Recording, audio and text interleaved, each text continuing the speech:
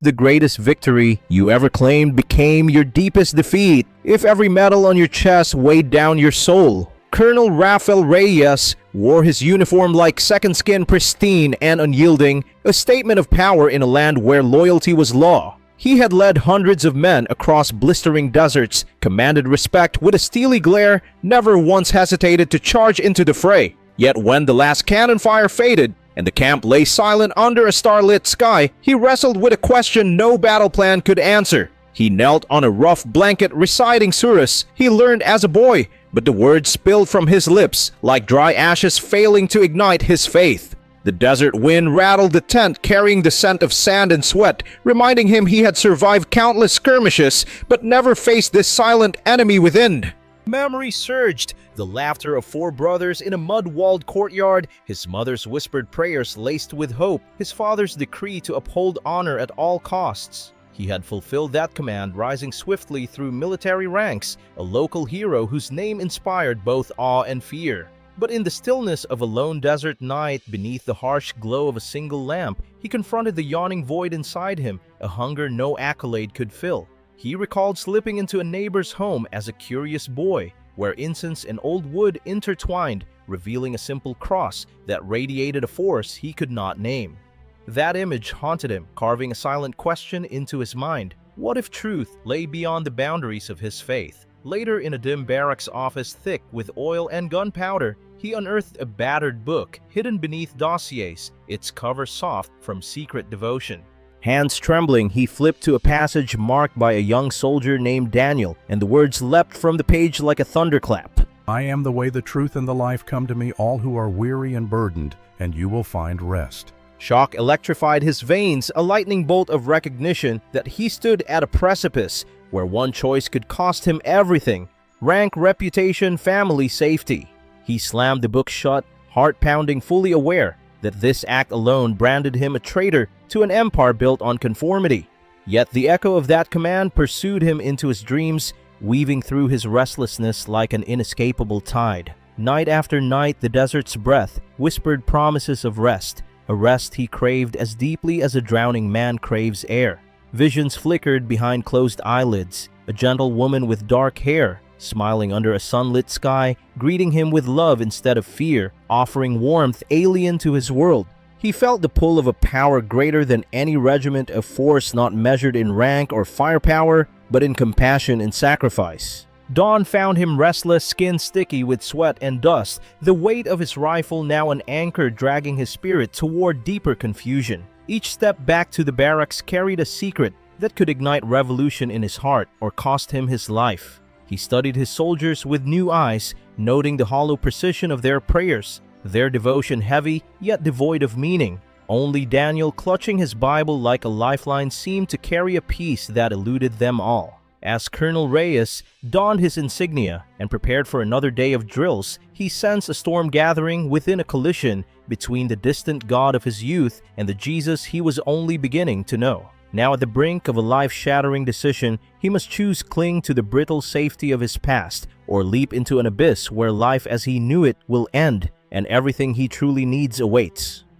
What will you risk when a single whisper of truth reaches down into the depths of your soul? In the days that followed the thunderclap of that verse, Colonel Reyes could barely hold his rifle without trembling, the desert sun no longer fierce enough to distract him from the raging storm within. Every night, he lay on a thin cot in the outpost, heart pounding like war drums, haunted by the echo of a promise he could not yet grasp.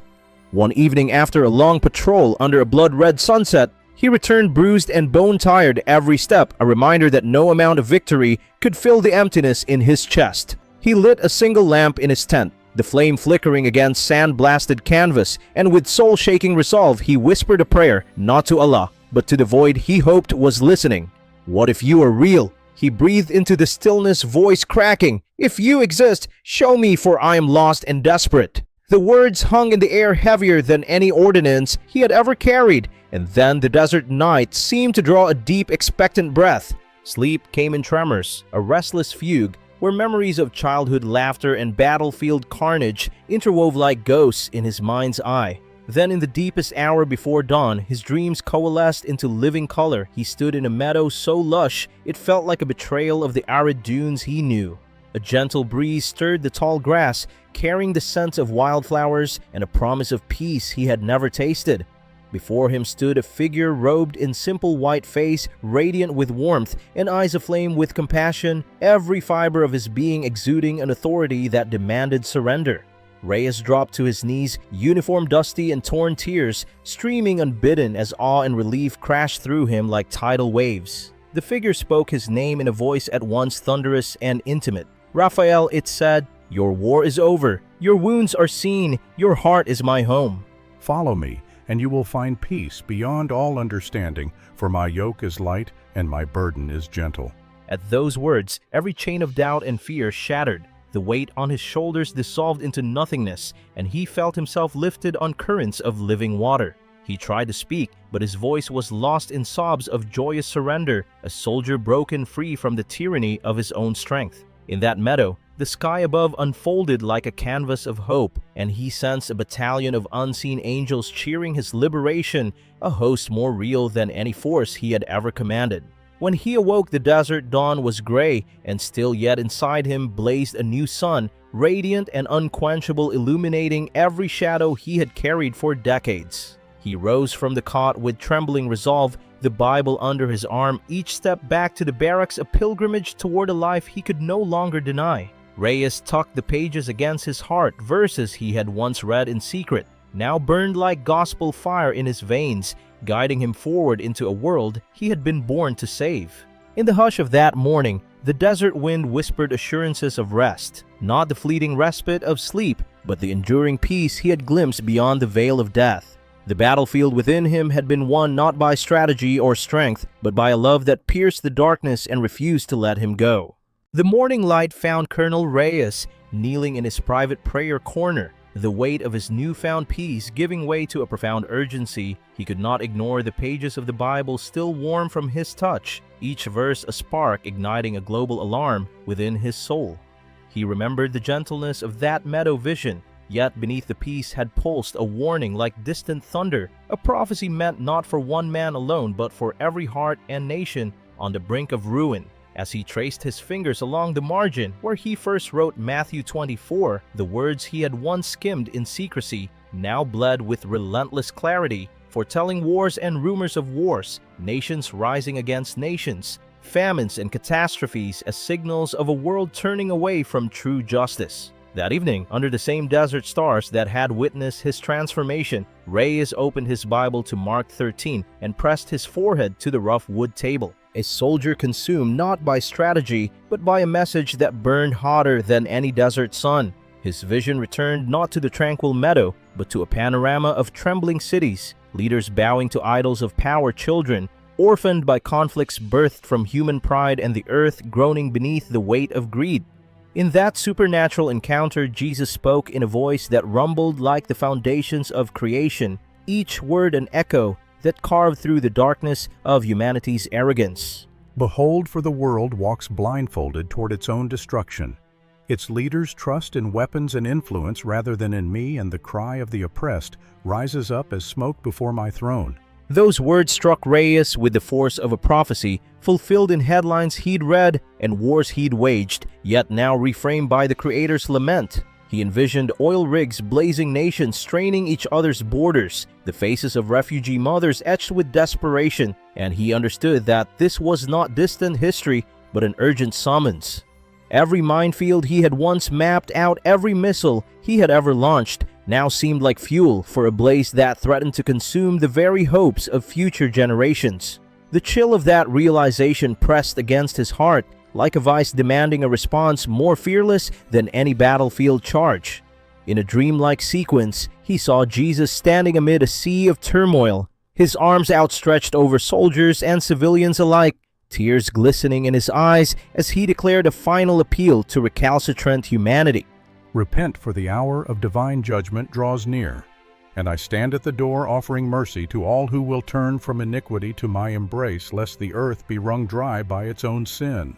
The echo of that voice reverberated through Reyes's bones, leaving him trembling, a battle-hardened man, undone by the gravity of the cosmos, speaking through a carpenter's son. Awakening in a cold sweat, he realized that his mission transcended personal salvation. It was now a clarion call to the world's powers, military commanders, corporate titans, political figures, and every soul in the marketplace of ideas. He poured coffee as dawn broke, each drop a reminder that time raced on, and he could almost see the ticking clock of humanity's fate, every second stolen by apathy and arrogance. In the barracks corridor, he caught the reflection of his own medals in the window glass, a cruel silhouette of triumph that now he knew signified lives he might have destroyed. His uniform felt like a billboard for a dying creed, so he removed his cap and placed it reverently beside him, an unspoken vow to his king above all kings. Reyes's heart pounded with the burden of a messenger not equipped for peace talks or political maneuvering, yet he could not ignore the mandate etched in his spirit. At a security briefing with regional commanders, he watched generals trade intelligence reports as if they were playing with toys, oblivious to the tears swelling behind his eyes. When the slideshow shifted to a map of troop deployments, Reyes stood interrupting protocol and spoke with a voice quivering and resolute. "We prepare for war with man-made plans, but a greater conflict looms, a battle for the heart and soul of every nation." The room fell silent as he quoted that prophecy. The instruments of destruction may fail, but my word will not return void. Heed this warning, or face the wrath you have invited. Murmurs of disbelief rippled through the assembly, but Reyes did not falter, pressing on with imagery from his vision. Oceans rising like resentful giants, skies blackened by the smoke of greed, children whose lullabies were silenced by artillery fire. He laid down his dossier of troop readiness and held up the Bible, the leather cover creased with his secret prayers. This, he declared, is the strategy that can save us: humility, justice, compassion before all else. No radio transmissions captured the... I awoke with my heart-pounding desert dawn painting the tent in harsh gold, and I knew nothing would ever be the same. The vision hadn't been a dream, it was a summons. I sat on the edge of my cot, Bible open on my lap, tears still wet on the pages. My uniform lay discarded, an emblem of a life I'd left behind.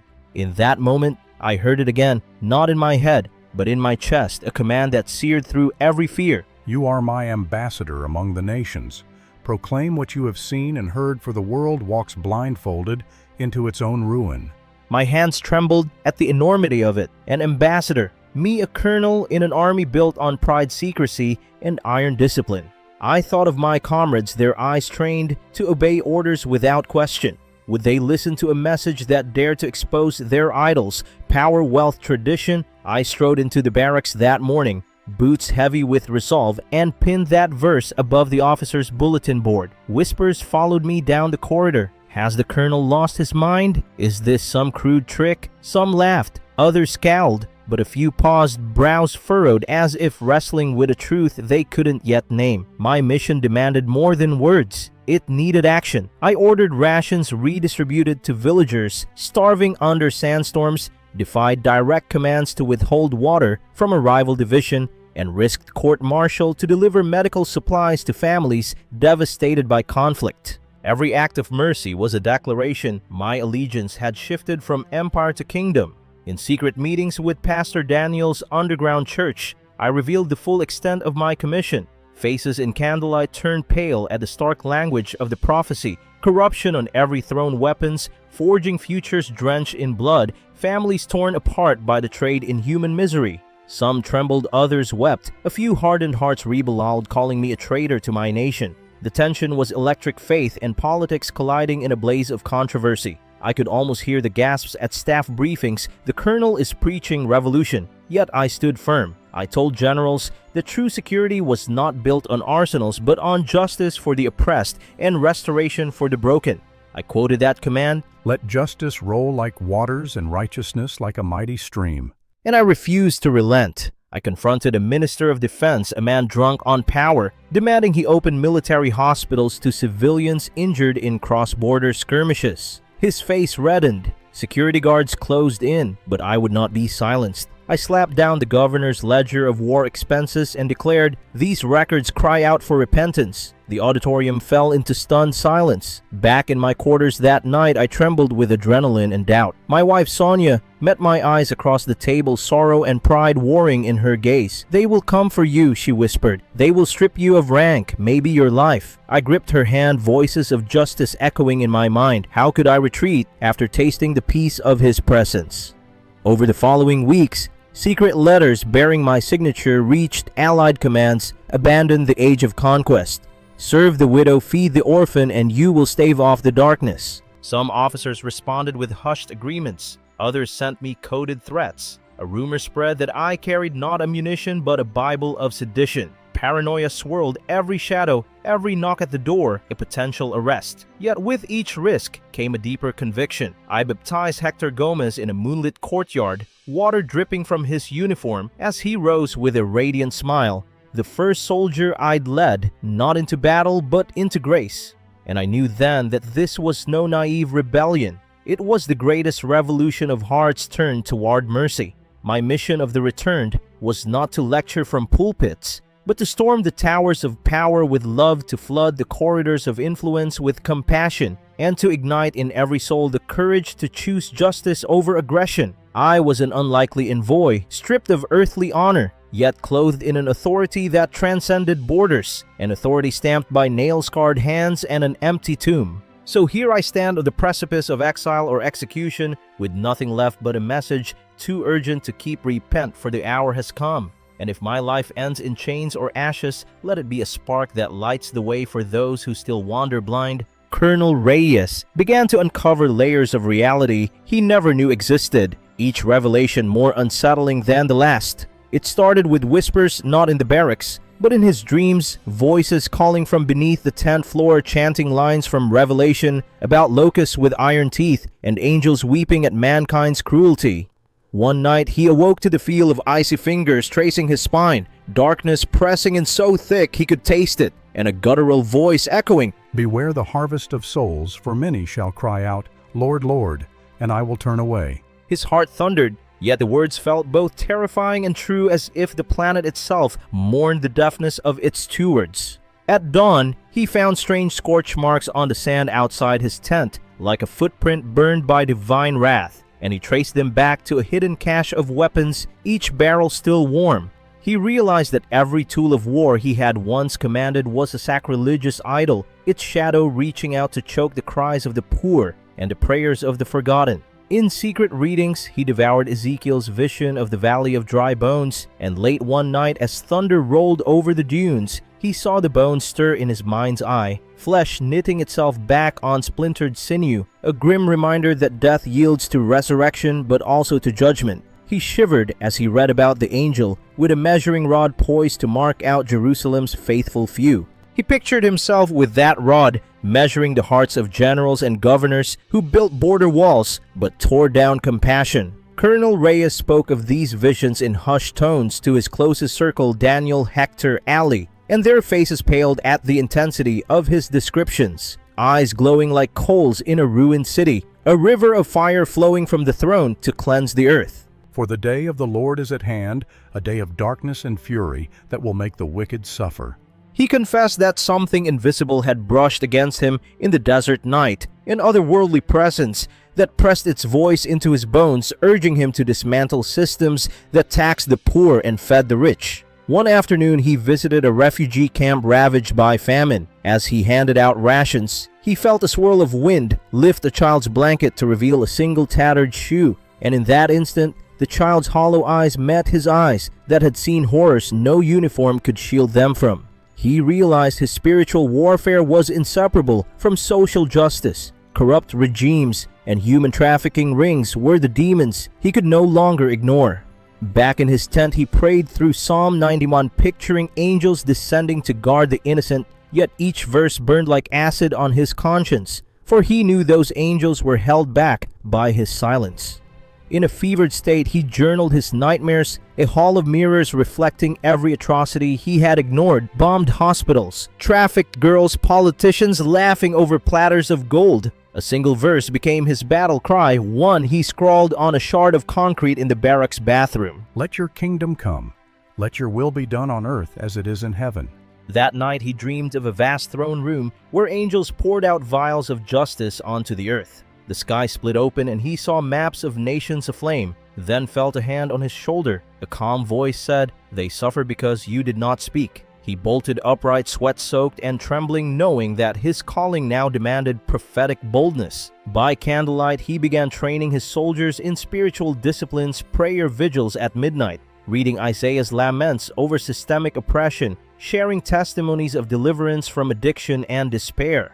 Each confession felt like an exorcism of apathy. They carried their Bibles into the desert, laid rifles on the sand, and listened as Reyes whispered the words, "Whoever wants to save his life will lose it, but whoever loses his life for my sake will find it." The air crackled with anticipation, fear, and hope, all at once a foretaste of a conflict that transcended flesh and blood. Colonel Reyes emerged from those nights, transformed, eyes sunken with the weight of vision, yet alight with a purpose no terror could extinguish. He had become a living testament that the deepest horrors yield to the fiercest love. "Go back to the world, for I send you as my witness among nations to speak for the voiceless and defend the oppressed." Colonel Reyes opened his eyes to the familiar creak of the barracks floor, his uniform still damp from resurrection waters, and felt a tremor in his bones as if the desert itself had exhaled on his skin. He rose slowly, each muscle protesting the transition from supernatural heights back to mortal burdens, knowing that the peace he tasted in that vision was precious, yet fragile. By midday, he marched into inspection lines, crisp commands rolling off his tongue, but beneath the crisp facade lay a heart battered by the weight of the world's pain. In the alley beyond the barracks gate, he paused, confronted by a convoy of refugees trudging toward makeshift tents under a relentless sun, their haunted faces a portrait of wars he had once planned. His breath caught a surge of righteous indignation burning his throat, and he knew that redistributing bullets and rations could no longer satisfy the cries beneath their feet. Back in his office, he discarded standard casualty reports into the trash, replacing them with petitions, water wells to be dug, medical teams to be deployed, school supplies for hungry children whose eyes feared hope. Whispers followed him down dimly lit hallways. The colonel with a Bible, they called him, equal parts rumor and scandal, a title that branded him both hero and heretic in a land where neutrality meant complicity. In the canteen, he watched soldiers choose extra rations for themselves, leaving mounds of rice untouched for families starving on the outskirts. His chest tightened, and he collected leftover plates to deliver under cover of night.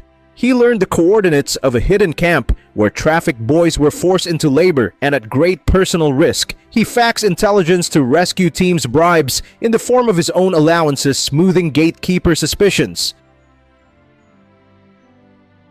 Every step in his return to Earth was a tightrope walk between duty and defiance, his faith both an armor and a beacon that attracted scorn and hope in equal measure. Late one evening, when moonlight spilled through barred windows, he knelt before a small group of soldiers, reading aloud Isaiah's lament. "Learn to do good, seek justice, rescue the oppressed, defend the fatherless." They listened in stunned silence as he declared that true valor was measured not in enemy retreats, but in mothers saved from starvation and children spared from violence. His voice shook with passion. No strategy, no battle plan is as vital as protecting the weakest among us, for when we fail them, we betray our own humanity. A week later, Colonel Reyes stormed into a strategy session. Officers gathered around maps and metrics and slammed his hand on the table. "You call this victory? These lines and numbers condemn villages to famine and despair." He quoted Ezekiel's curse on leaders who exploited the poor, drawing gasps as he spoke words many had never dared utter in uniform. The commanding general's face flushed crimson. Security officers edged closer, but Reyes held his ground, eyes blazing with a fierce conviction born of divine sight. In that charged moment, a messenger quietly slipped him a note bearing news of a corrupt embassy operation funneling arms to militias that brutalized civilians. Reyes forwarded the intelligence to a human rights group, sealing his fate as a man who refused to look away. Back at home, he found Sonia waiting, her hands trembling as she pressed his vision report into his palm, tears in her eyes as she whispered, "They will come for us both." He kissed her forehead, the scent of jasmine and fear swirling around them, and made two vows to shield the innocent and to embrace whatever consequences came.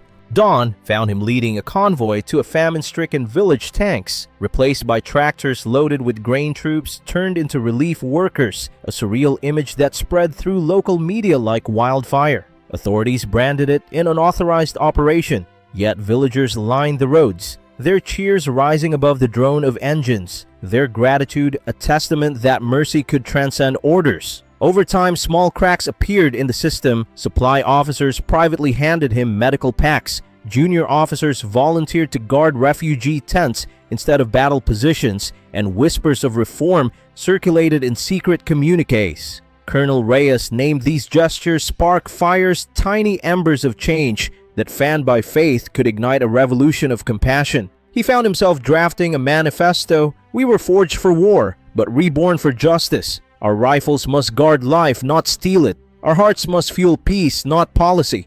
Printing it risked treason charges, so he dispatched it via encrypted channels, a PDF titled Soldiers' Covenant landing anonymously in inboxes. Colonel Reyes stood at the edge of the shattered courtyard, where he once chased boys in childish games, now silent under an unforgiving sun, and every broken tile whispered of promises broken by war. He felt the weight of every life he had commanded into battle, the empty shells of villages he had seen from afar, and a sorrow so fierce it clawed at his heart. He remembered the icy grip of fear when he first heard Jesus whisper his name in the desert night, a voice that promised rest, yet revealed his own complicity in suffering. Each medal he wore felt like a scar, each salute a reminder that power had blinded him to the cries of widows and orphans. His hand shook as he raised his voice toward the horizon, words forged in grief and love pouring out in equal measure. I traded the safety of obedience for the scandal of mercy, and in that exchange, my soul found life. But too many still sleep under the rubble of injustice. Too many mothers weep for children stolen by greed and corruption. He paused, gaze sweeping over the distant dunes, as if seeing every refugee camp, every trafficked child, every life sacrificed on the altar of ambition. My brothers and sisters, he cried, we are complicit when we remain silent. We are traitors to our highest calling when we ignore the suffering at our very gates. He recalled the terror in Hector's eyes the night he risked everything to baptize him, the tears mixing with desert dust, a testament that true revolution begins in broken hearts. His voice cracked as he confessed, I have been that broken brother. I have known the desert of doubt, but his love shattered every chain and called me to stand for the voiceless. He drew a breath as the wind carried echoes of gunfire from afar, an urgent chorus demanding a response. Our faith must be more than words on paper, more than rituals in silence. It must be a fierce storm of compassion, a rebellion that tears down walls of indifference and builds bridges of justice in their place. Tears streamed down his dust-streaked face as he spoke the hardest truth. If we embrace comfort over courage, if we choose order over mercy, we become architects of our own judgment. The creator of life will confront us with the echoes of every cry we stifled, the ghosts of every life we neglected. His voice dropped to a whisper that carried like thunder. I do not plead for lukewarm allegiance. I demand a radical betrayal of every empire founded on pride. Feed the hungry, welcome the refugee, speak truth to power, and refuse any compromise that leaves the least among us behind. In that moment, Colonel Reyes felt the ground shift beneath him as if heaven itself trembled in response to his vow. I release my claim to honor. I tear down my own throne so that others might rise from the ashes of despair. He lifted his hands as though offering his own heart as a sacrifice, and the sky above seemed to pause, the air thick with the weight of his oath. He lowered his gaze and whispered the final plea, voice barely a breath, yet laden with destiny. Let this story ignite a fire in your soul, a revolution of kindness that topples the strongholds of greed. May you be found among those who answer the call, who risk everything for a love that refuses to neglect the least of these. As the courtyard walls echoed his words, Colonel Reyes bowed his head and breathed a prayer of surrender, every breath an ember of hope ready to spark in the hearts of those who dare to listen. The story you have witnessed is more than a testimony. It is a battle cry for compassion, a summons to stand with the voiceless. If Colonel Reyes' journey shook your heart, subscribe to Pinoy Faith Stories now and tap the notification bell. Leave a comment below. What injustice will you confront today? How will you choose mercy over indifference? Share this video with everyone you know. Let this message ignite courage in every Filipino home and community. Join our movement of hope. Visit our channel, watch the next recommended testimony, and deepen your commitment to justice. Your single click can become a spark that lights a revolution of kindness across nations. Act now. Every moment we hesitate, lives hang in the balance. Subscribe, comment, and share. Rise up, be the change, and let your faith move mountains in a world crying out for mercy. I drifted away from my body, weightless, suspended above the chaos. The roar of the flood vanished, replaced by a profound hush. I sensed a gentle motion, like floating on a still ocean. Beneath me, the roof of my house gleamed through muddy waters. The broken bridge lay half submerged, steel and concrete twisted. Across the town, I saw more souls, rising like lanterns in the mist. Their luminescence pulsed softly, each pulse a heartbeat of memory. I reached out, but found no arms, just shimmering awareness. The sky beyond was neither blue nor black. It was a pale canvas. Soft gray mist swirled around me, blurring everything into silence. Then a subtle pull drew me forward. Gentle as a mother's hand, I moved toward a distant glow, anticipation thrumming in my being. The closer I came, the purer the light shone. It did not hurt. It did not blind. It welcomed. Beneath the light, I sensed profound peace, deeper than ocean trenches. Memories of Ella's laughter bubbled through me.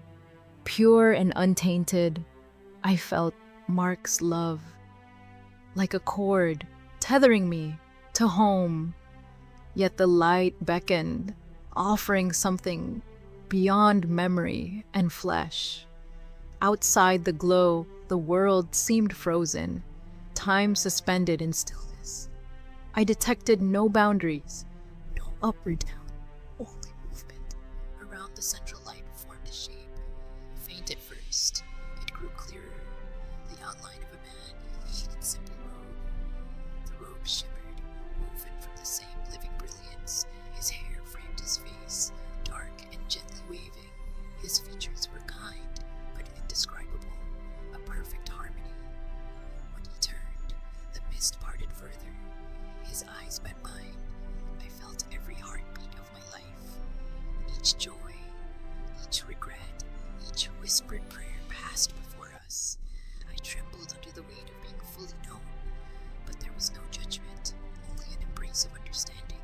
A warmth bloomed in my chest, spreading like dawn across a horizon.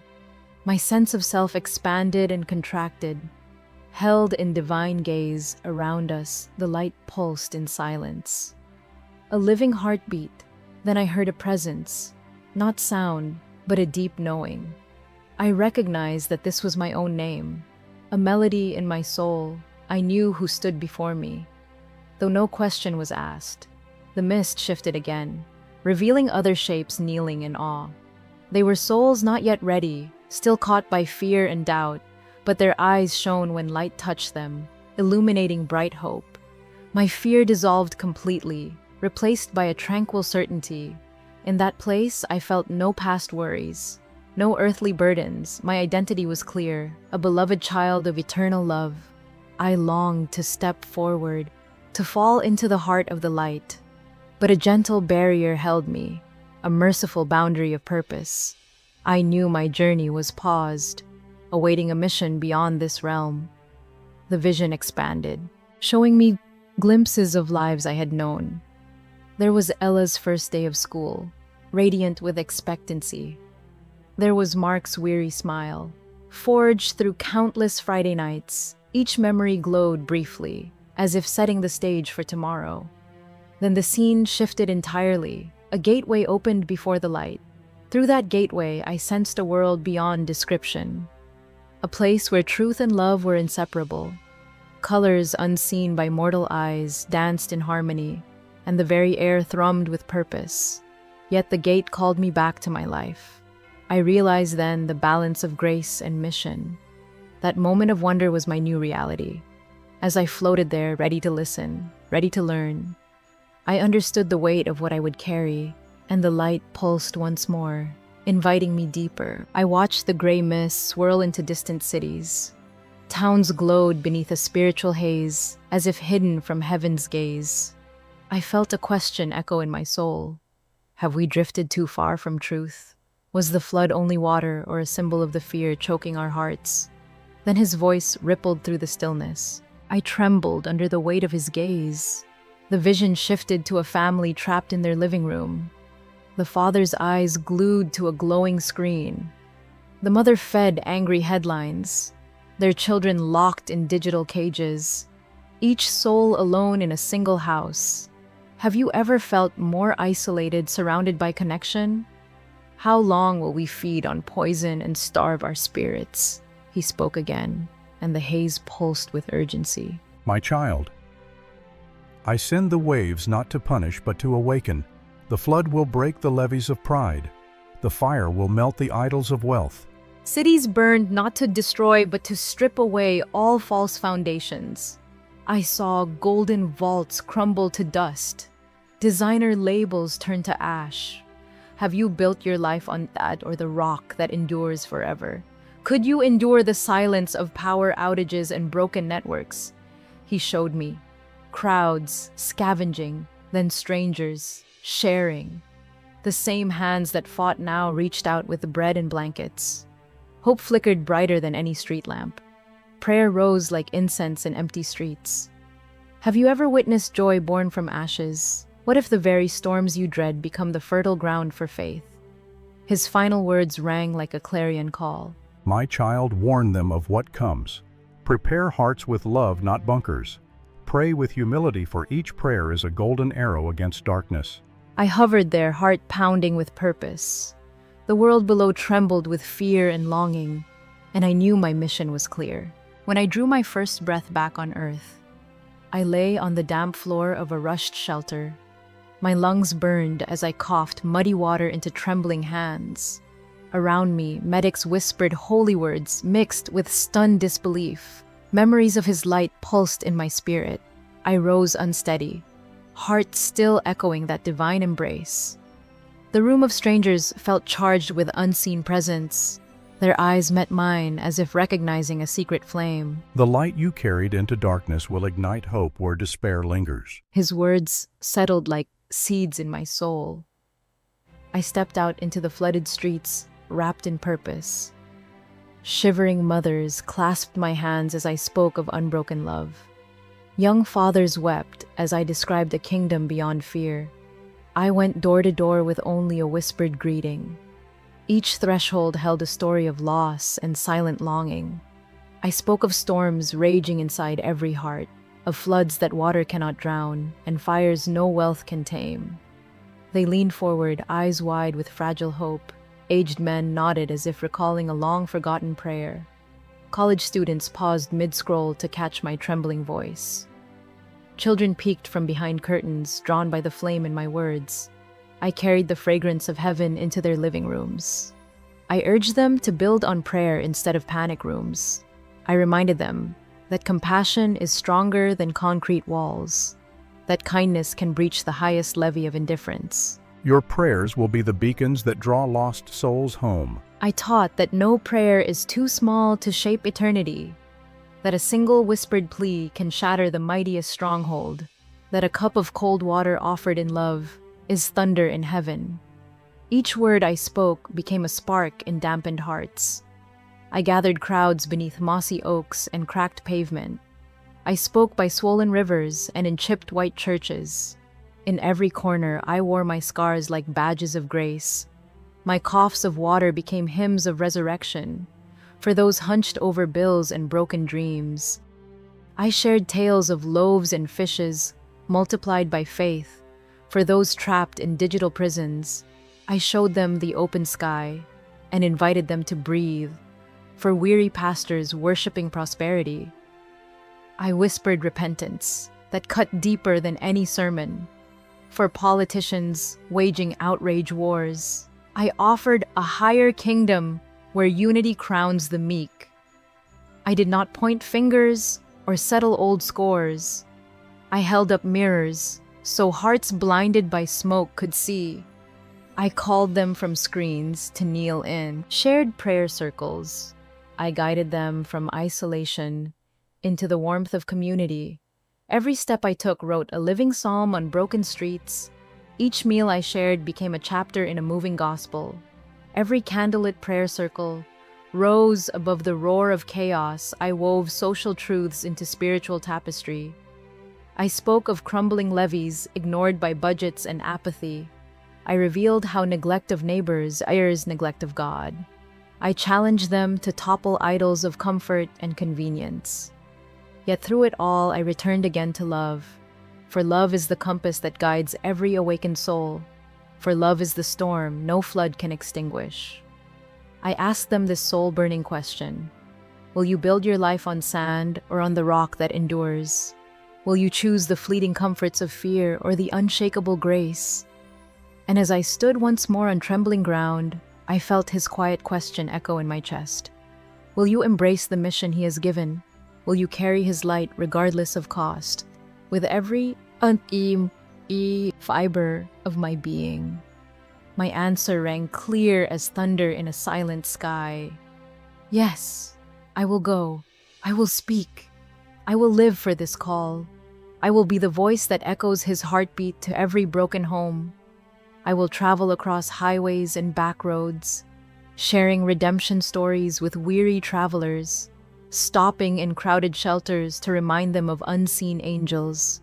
Pausing beside rivers where survivors gathered on muddy banks, I would stand in city squares where protesters clashed, holding aloft a simple wooden cross of prayer, inviting hands to feel the weight of mercy and grace, challenging hardened hearts to release grudges and let forgiveness flow. Forgiveness is the bridge spanning chasms of division. I urge the young to lay down smartphones and look up, to see stars unfiltered by pixel and packet, to taste the sweetness of human voices instead of viral noise. Each conversation became a prayer, each shared tear a sign of unity. With every story told, I witnessed my own wounds heal as I became both messenger and living testament, proving that even the deepest drowning can birth new life, all because one soul dared to say yes to the call. I ascended beyond the gateway of light, into a vast hall draped in iridescent mist, where echoes of every prayer ever uttered trembled like living chords. The air pulsed with a low hum, each vibration a testament to faith, woven through millennia. I felt the weight of souls, some radiant with hope, others hollowed by despair, their memories etched into the very walls around me. In the center sat a throne of living crystal, refracting every hue of creation, its glow neither blinding nor dim, but perfectly balanced between glory and judgment. Around the throne stood figures robed in silence, not angels, but witnesses of mercy and truth. Their faces veiled yet familiar, as if each was a reflection of someone I knew on earth. I sensed presidents and paupers alike, rulers whose crowns had rusted, beggars whose faith had polished them pure. Then I saw my own image, a pale silhouette, shifting under scrutiny, and I realized every action, every whispered prayer, every silent tear had been born into this realm. A roll call of childhood moments unfurled. Ella's first stumble into my arms, Mark's weary smile after a long game, unseen hands lifting broken bread to hungry lips, each scene replayed with divine clarity, showing how simple acts of love echo across eternity. But the mirror shifted, revealing altars built of gold and applause, pulpits empty of compassion, hearts beating research papers to fund injustice. A chill seared through me, the air thick with the stench of forgotten neighbors and silenced cries. Then a column of shadows rose behind the throne, tendrils of darkness hungry for hope, swirling around empty ambitions, feeding on division and fear. Faces emerged, CEO executives cheering as people went hungry, politicians trading unity for ratings, influencers cultivating vanity as gospel. The sight was horrific. Bone-deep terror of a world, twisting faith into a currency. while the hungry knelt in silence on flooded streets. My child, behold how idols of wealth and power wrap themselves in holy vellum, yet inside they hollow the temple of my spirit. His voice resonated through my core, a tremor of tender authority, cutting through the shadows like a blade of light. I felt the warmth of grace, burning away the grime of apathy, revealing hearts carved to receive truth. The mist around me shivered, every echo of injustice unspooled, and I understood that every silent scream on earth had threaded into this tapestry of revelation. Suddenly, the floor dissolved into rivers of living water, currents of purest silver flowing from the crystal throne, washing away the ashes of greed and pride. Each droplet a promise of restoration. I reached out, though no flesh remained, and felt the cool rush of mercy, pulsing like a pulse through the cosmos, reviving every parched hope buried under concrete. Above the currents floated golden arrows, each fired by a single child's prayer, bright spears of intention piercing the thickest gloom, striking demonic fortresses that towered over broken families. I watched one arrow soar from Ella's tiny voice, guided by faith straight to the heart of darkness, where it struck with a thunderous crack, scattering demons like cinders. There in the wake of that strike, new shoots of light burst forth, vines of compassion weaving across broken hearts, binding wounds with threads of grace. I gasped as the darkness roared, a final howl of defiance, then dissipated into motes of dust, leaving only space for healing and hope. A chorus of unseen voices rose, hymns of unity sweet as spring rain, echoing across that silent sanctuary. Yet the vision sharpened, showing me hollowed churches on earth, where pulpits preached prosperity, while children begged for water in collapsing shelters, where digital idols spun webs of distraction, cutting souls off from one another. The disparity was chilling, a mirror of spiritual hemorrhage, and I felt a hot tear slip from where my eye should have been, mourning the cost of neglect. These visionary sights are not meant to dishearten, but to ignite your soul with urgency. For when you return, you will carry heaven's fire into earth's shadows. His final words thrummed like wings unfolding, filling me with a fervor that scorched away every remnant of doubt. As the hall faded, the rivers receded, and the throne's glow softened into a guiding ember, I knew my heart had been forever marked by divine revelation. In that moment, I understood the depth of my mission, to broadcast these sacred details with unflinching honesty, to weave the horror of neglect with the beauty of redemption, to pierce hearts with both truth and tender mercy, so that no soul would remain cloaked in despair. And as the mist closed behind me, I felt the full weight of responsibility, a burden golden with promise, and a fire that would burn within me until every whispered prayer found its way home. I gasped as my vision blurred back into the harsh light of reality. My chest heaved, lungs on fire as I coughed muddy water into the hands of strangers. The world rushed in piercing lights, frantic voices, sharp scents of antiseptic and fear. Each breath was a battle, each beat of my heart a triumph over oblivion. I felt every inch of my body, every bruise, every ache, every ragged breath. My spirit still echoed with the symphony of light, yet my flesh was brittle as glass. I raised my head, found Mark's tear-streaked face hovering above mine. His voice cracked through the chaos. "She's back. She's alive." Hope surged like wildfire. I saw Ella's small form clinging to Mark. Her wide eyes searched mine as if reading my soul through pain and wonder. She whispered, "Mommy, you were gone forever." My tears answered for me. I cradled her shaking frame, tasting salt and sorrow. Every heartbeat reminded me of heaven's embrace and earth's ache. I walked out of the makeshift shelter. Each step anchored me to purpose. Floodwaters still lapped at broken streets. Sirens wailed across distant rooftops. Yet, amid the ruin, I sensed an ember of hope glowing in every gaze. I raised my voice, hoarse but unwavering. I told them of the light beyond water. I asked them, "Will you live in fear or rise in faith? Will you let the storm define you or refine you?" Their hesitant nods bloomed into murmurs of agreement, hearts cracking open. I called families to gather. I asked them to share their pain and their prayers. Neighbors who spoke only through walls now clasped hands in sudden unity. Teenagers looked up from screens to meet real eyes, to feel real hearts. They shared flashlights and blankets. They sang whispered hymns into the night. I knelt in a flooded doorway, water swirling at my knees, and prayed aloud. My voice carried across silent houses, an invitation to silence the noise within. I asked them, "What idols will you let wash away? What truths will you hold fast?" Their tears fell into the floodwaters, baptisms of brokenness and hope. I walked beside rescue workers, offering every soul a glimpse of the unseen realm. I pressed my hand to trembling arms. The light still pulses within me. I said, "It calls your name even now.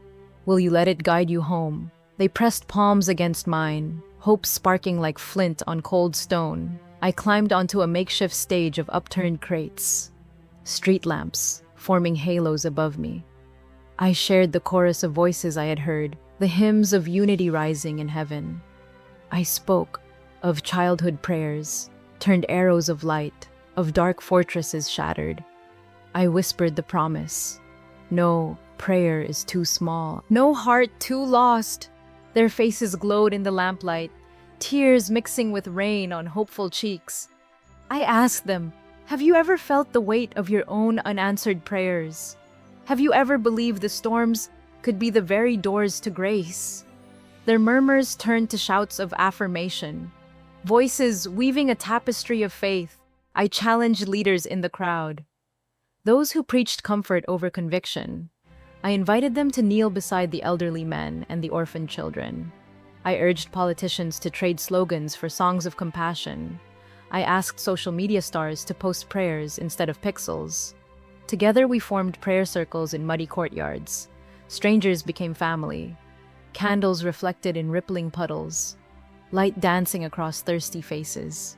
We prayed for healed bodies, restored homes, renewed spirits, united hearts. Each amen struck a chord in the unseen sanctuary where their echoes are heard. I told them, this mission is for every waking moment, not just stormy nights. Pray in kitchens, in cars on commutes. Let faith guide every choice. Love in boardrooms, classrooms, living rooms. Let mercy topple every divide. Carry the ember of heaven into every corner of your world. When I stepped away, their eyes held the spark. I could never forget. I knew the work had just begun. The flood had parted, but the mission remained. I had returned not for my own sake, but to awaken every soul willing to listen. And in that moment, amid the ruin and the dawning hope, I saw a new beginning unfold. Now I stand before you, trembling with urgency. My voice may crack, yet my message must not falter. I ask you now, will you rise from the wreckage of comfort? Will you let this moment ignite a fire within your soul? This is not just my story. It is the story of every heart drowning in distraction, every life trapped behind screens, every spirit starving for connection. Will you remain silent as the storms of division rage, or will you become a beacon of love, piercing the darkest night? Imagine your own street, your own living room, filled with flooding doubts. Who will you be when the waters rise? Will you clutch fear as a lifeline, or will you reach for the hand of hope? Today I challenge you to choose faith over fear, compassion over convenience. Will you build walls of indifference or bridges of mercy? I call you now to pray with trembling sincerity, to pour out your heart in whispered pleas. Every prayer you speak, Every tear you shed is a spark that will set the world ablaze with grace.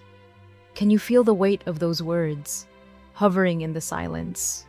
Will you let your prayers be golden arrows against the darkness? I urge you to gather in homes and streets, in shelters and hospitals. Let no corner of this broken world escape the touch of your compassion. Will you kneel beside strangers, share blankets and bread, letting your hands become lifelines of hope? Start now. Reach out to the lonely, speak words of healing. Offer your time as a gift more precious than any treasure. Can you imagine the moment when one simple act of kindness breaks the dam of despair? I plead with you, turn off the noise that drowns your soul. Silence the endless scroll. Will you open your ears to the whisper of heaven? Begin each day on your knees. Let gratitude flood your spirit. Let repentance wash away the pride that builds levees of isolation. Will you dare to trust that even your smallest prayer can shake the foundations of heaven and earth? I call you to stand shoulder to shoulder, faith warriors forging unity. Let your voices join across cities and nations. Will you lend your voice to the song of redemption? Share this message with those who are lost in the flood. Invite them to taste the living water of God's love. Will you let your testimony be a lamp shining in dark places? Subscribe to this channel. Become part of a community on fire. Hit the notification bell so you never miss a call to action. Will you comment below, sharing your commitment, declaring that you will not be moved by fear? Let your yes echo in the comments. Let your promise be written in light. Will you share this video so that every heart may tremble and then rise in faith? I urge you, do not wait for the storm to force your hand. Choose now, choose life, choose love. Will you stand when the waves crash, or will you be carried away by the tide of apathy? I pray you will choose to stand, to be a lighthouse in a world of chaos. Will you let the flame of heaven burn within you, guiding you through every trial? Tonight, find someone in need, reach out with a kind word, post a prayer request, remind each other that no one stands alone. Will you embrace the mission, even when it costs comfort? I guarantee you this, the storms will come, trials will shake you, but in surrendering to purpose, you will discover strength beyond imagining. Will you risk everything for the cause of love? If you hear this, if your heart pounds with possibility, let your actions speak louder than any fear. Subscribe now, comment below, share without hesitation. Let your voice join the chorus of awakened souls. Will you take up the mantle and carry the light? I believe in you. I believe in the power of your prayers. I believe in the dawn that follows the darkest night. Will you stand with me? I stepped into the shelter doorway and saw Mark's arms outstretched. Ella ran into my embrace, her sobs soft against my cheek. We held each other under the drumming rain, a family made whole again. In that moment, every question found its answer in their eyes. Can you feel the weight of fear lift when love takes hold? Will you let your own reunions with hope begin today? Will you reach across every divide to clasp another hand? This journey does not end here. It ripples into every heart, longing for light. Will you join us in prayer, weaving your voice into a chorus of healing? Can you imagine a community bound not by walls, but by whispered pleas? Subscribe to this channel and become part of our family of faith. Comment your prayer requests and testimonies below so we can stand together. Share this message with friends who need a beacon in the storm. Together we will form a circle of prayer around every lonely home. Together we will fan these sparks of grace into roaring flames of compassion. Will you pray with us daily, not as strangers, but as brothers and sisters? Hit subscribe and ring the bell so you never miss our gatherings of hope. Leave your comment and let your story ignite someone else's faith. Share this video and let our prayer community grow across every flood and fire. Will you answer the call? Will you stand in the gap? Will you lift your voice? Our family awaits you, and heaven listens to every prayer we offer as one. July 14th, 2025. The sun crept over New Orleans, but the dawn was no gentle promise. It was a warning siren screaming in the sky. A prelude to apocalypse in minutes. The levee moaned like a wounded beast, then shattered under record rainfall, sending a wall of water roaring through streets, swallowing homes and hopes alike. I'm Michael Turner, a civil engineer who built his life on blueprints and calculations, a man who believed every risk had a formula, every disaster a solution. At exactly 6:17 a.m., the earth trembled beneath my feet, and my world became a churning nightmare. Water surged through my front door with the force of a storm god unleashed, dragging furniture, radios, and steel reinforcements into its hungry maw. I lunged for Laura's voice, my heart pounding with desperation, but the current swept me off my feet, flung me against a jagged beam, and pain exploded in my chest. And then nothing, darkness swallowed me whole, an eternal void where every fear dissolved into silence. And still I felt more alive than ever. I hovered above my shattered body, witnessing paramedics wrangle with death itself, their faces etched with terror, their hands drenched in urgency. Vera Jennings, the lead paramedic, shouted into her radio, her voice breaking like glass. Each word a lifeline slipping through her fingers. I tried to scream, tried to will my lungs to fill with breath, but no sound escaped. And that realization was more terrifying than the flood. Then the blackness rippled, a pulse of light breaking through like dawn's first kiss, a radiance that seeped into every corner of my soul. No angels, no trumpets, just a presence older than time, a warmth that banished fear and ignited a spark of peace in the hollow of my heart, the debris of my life. Broken glass, twisted metal, drowned dreams, melted into gold-hued mist. A voice emerged, soft as breath, yet powerful as thunder, calling my name with infinite compassion. It cradled my name, Michael, in syllables that carried the weight of eternity and the tenderness of a mother's lullaby. In that moment, I saw fractures beneath the surface of our world, lies cloaked as truth, cruelty hidden behind smiles, indifference that starved the hungry and ignored the broken. I witnessed visions of a war igniting in silence, missiles launching under veils of darkness, cities erased in blinding white flashes, Dindives extinguished before alarms could pierce the storm. I glimpsed waves of deception rolling across nations, false prophets weaving miracles of light on screens, hearts seduced by the glitter of counterfeit hope. Yet amid that horror, a seed of hope took root, sparks of faith igniting in quiet rooms. In whispered prayers and tears shed in darkness, the voice spoke again, and each word was a promise of mercy hanging at the edge of judgment. A lifeline offered to the desperate and the lost. It urged me to return, to carry this warning beyond death's threshold, to sound the alarm before the final wave crashes upon the shore of humanity's fate. My chest tightened with urgency. My mind raced with the weight of what I must deliver. This is not a tale of empty comfort nor a forecast of mere disaster. It is a call to action, a plea to awaken before the tide of darkness drowns every light. If you value your tomorrow, if you still believe redemption is possible, listen closely.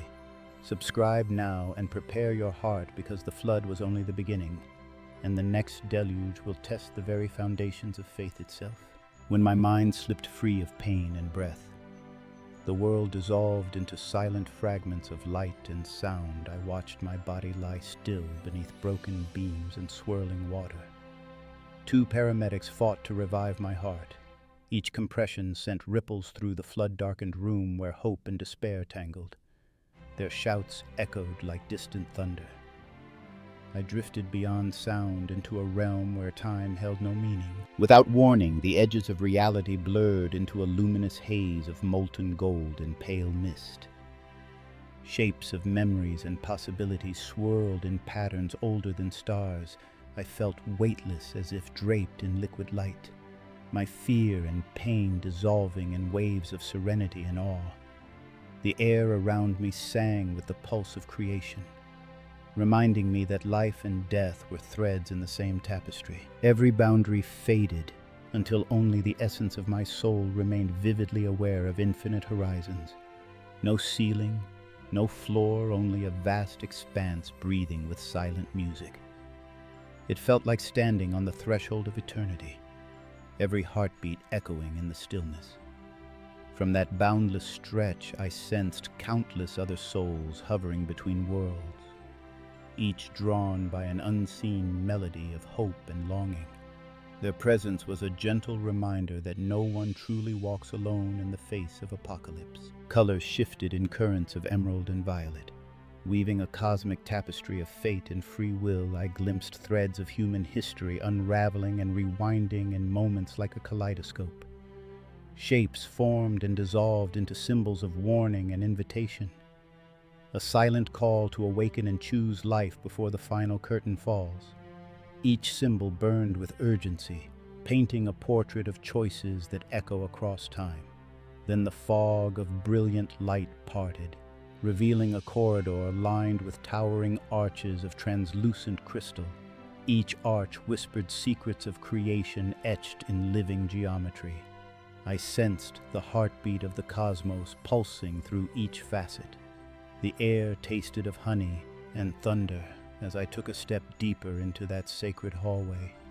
Guided by an unseen hand, my soul trembled with both fear and awe as the path before me unfolded. A presence of infinite gentleness waited at the corridor's end, a glow within the glow, beckoning with soft assurance. I felt drawn by compassion stronger than any force I had known. In that moment, words formed without sound, a communion beyond speech conveying both warning and embrace. I understood that love and justice dance at the edge of every decision. Time unraveled and rewove itself faster than thought.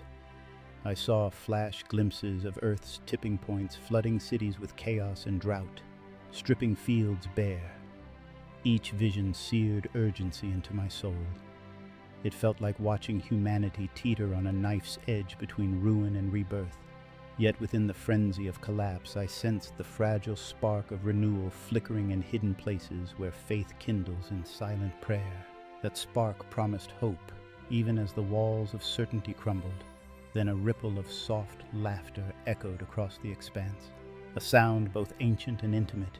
It carried the memory of every joy too easily forgotten in the shadow of dread. It reminded me that love endures beyond the fiercest storms. I followed that echo, until I stood before a radiant silhouette shimmering with kindness and truth. Though I could not yet see its face, my heart raced with anticipation and a timeless comfort settled in my bones. The air vibrated with promise and warning in equal measure. I felt the world's heartbeat in my chest and the fragile pulse of every living soul. It was a communion of fear and hope woven into the fabric of creation. A sense of sacred urgency welled up within me. The knowledge that I would return not as I had been, but as a bearer of truths too profound for ordinary life. Every beat of my heart became a drum calling me back to awaken the living. Then the light receded like a tide, pulling away secrets I was not yet ready to grasp. The corridors and crystal arches faded into distant echoes. The warmth lingered like a promise etched into my soul. My consciousness rushed back through the void until I collided with flesh and bone, gasping for air in a world forever changed by what I had seen. I re-entered life, clutching a message heavier than any flood, as I lay suspended between existence and the unknown. A final whisper brushed my spirit, promising a mission beyond measure, urgent and unrelenting. It carried the echo of trumpet calls and unseen stirring across every shore. It was a summons that outshone even the roar of the floodwaters. In that final breath of otherworldly calm, I knew I would return to speak the unspeakable and kindle both dread and hope in equal measure. My voice would carry the weight of eternity into every trembling heart. The world unfolded beneath us like a living tapestry of light and shadow. I felt the steady pulse of Earth's heartbeat resonating in my chest as Jesus stood before me in that radiant expanse. Mike, I show you what sleeps beneath humanity's daylight. His voice rolled across continents as if carried by a storm. I saw a map of nations glowing under a cloud of impending judgment. I heard the silent screams of seas choked with plastic and skies heavy with smoke. Watch how greed feeds on the poor and leaves millions unseen. I witnessed wealth hoarded in fortified towers while children scavenged for crumbs in shadowed alleys. I saw governments debating budgets as coastlines disappeared beneath surging tides. I saw politicians trading empty promises while the planet burned. The earth groans for justice and desperation cries out in the desert. At that moment, a wave of sorrow crashed through me. Have you seen it in your own city? The lake turned acid green. The river that once gave life now runs with poison. Leave a comment if you felt that sting of loss in your heart. Jesus reached out a hand and the vision shifted to secret halls of power. I peered into rooms where leaders whispered deals that would spark conflict. Missiles poised in darkness waiting for a trigger labeled "Simply Start." A war brews in silence and will ignite before alarms sound. I saw flashpoints across the globe, border towns trembling under troop movements. Satellites capturing the first plume of smoke over ancient cities. Do you feel that chill of dread in your bones, type? Yes, if your spirit trembles with the same warning. Then the scene changed to screens alive with false light. Influencers hailed as saviors, their messages swirling in hypnotic rings around millions of minds.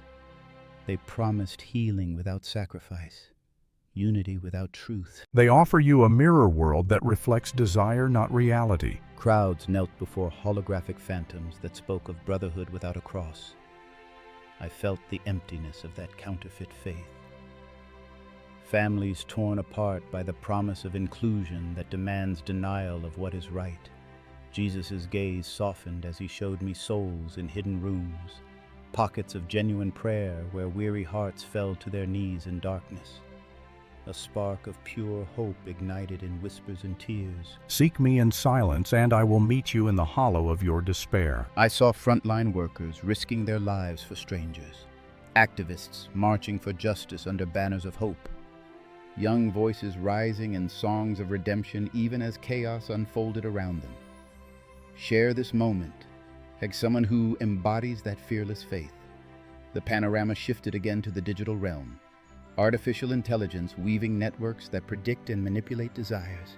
I watched algorithms shape opinions, stoke fears, and silence dissent. Beware the invisible hand that programs your thoughts and steals your will. Have you sensed it in your scrolls late at night?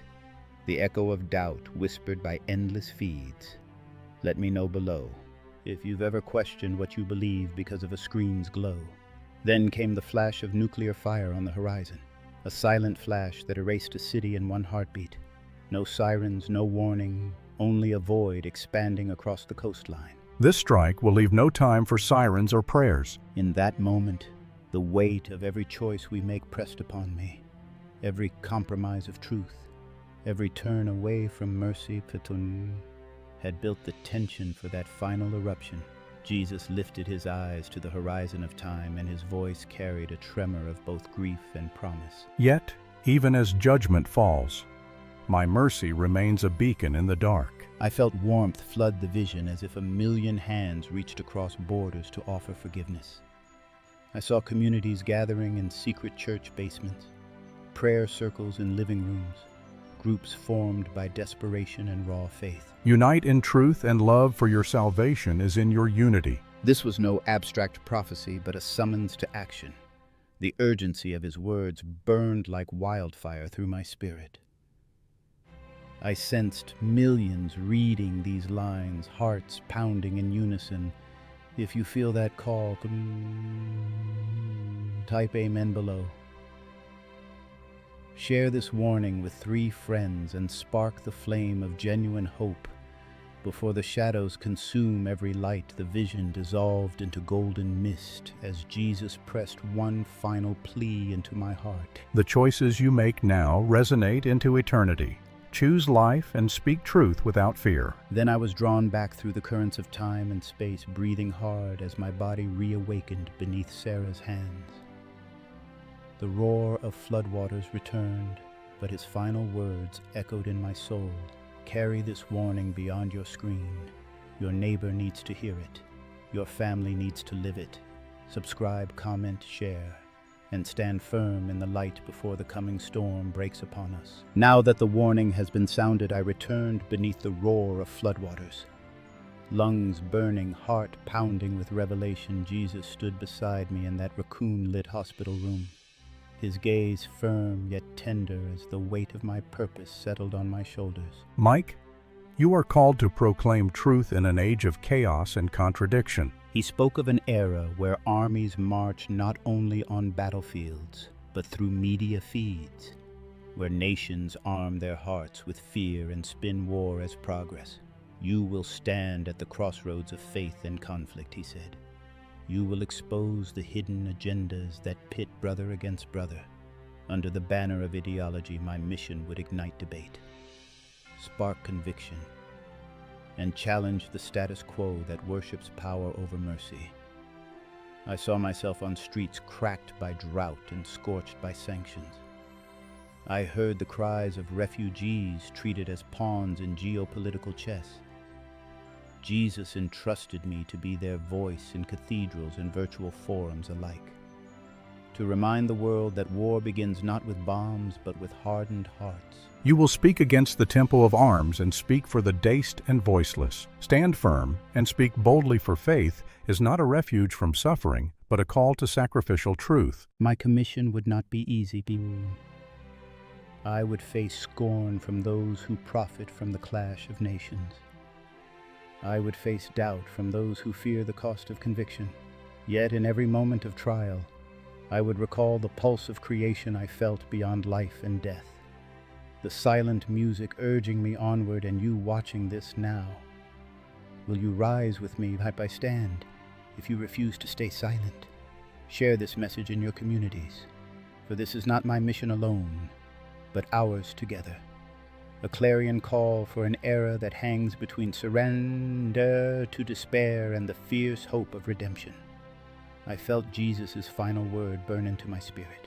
Go and proclaim with courage, for the world's souls hang in the balance. Then his light faded, and I opened my eyes to a world still trembling with fear. Clutching that mandate, I stepped forward to speak into the storm. Beyond the corridor, a chamber emerged. Floors of obsidian pulsed with living history. Arches draped in luminous smoke whispered of truths older than time. At the center, altars cradled in silver and bone. As I drew near, the flame atop each altar blossomed. Each spark a human soul, bright or smothered. Shadows writhed at the altar's edge like regrets given voice. Their silent cries etched in the air. I placed my hand on crystal walls. The air tasted of salt and ash. Memories flickered. Cathedral choirs twisted into dirges. Candles wept molten silver tears. Each drop a broken promise. Then the altars shuddered. Visions erupted. Priests in gilded robes feeding famine. Prophets chanting for war. Children praying into the void. A chorus of hollow hymns echoed. I felt the weight of silent screams. Blood-red glyphs scorched the air. Jesus said, "Give me your wounds, and I will transform them before the world's eyes." His words trembled with sorrow and fire. Statues of angels bled liquid starlight. Wings peeled back like paper, revealing eyes that refused to sleep. I staggered back through a corridor of suspended souls. Each soul a question unanswered. Those who turn from me will be driven into shadows they cannot escape. The chamber convulsed as the floor cracked. Storms raged in visions above. Oceans swallowed cities. Forests burned with spectral flame. Yet within the maelstrom, tiny beacons glowed.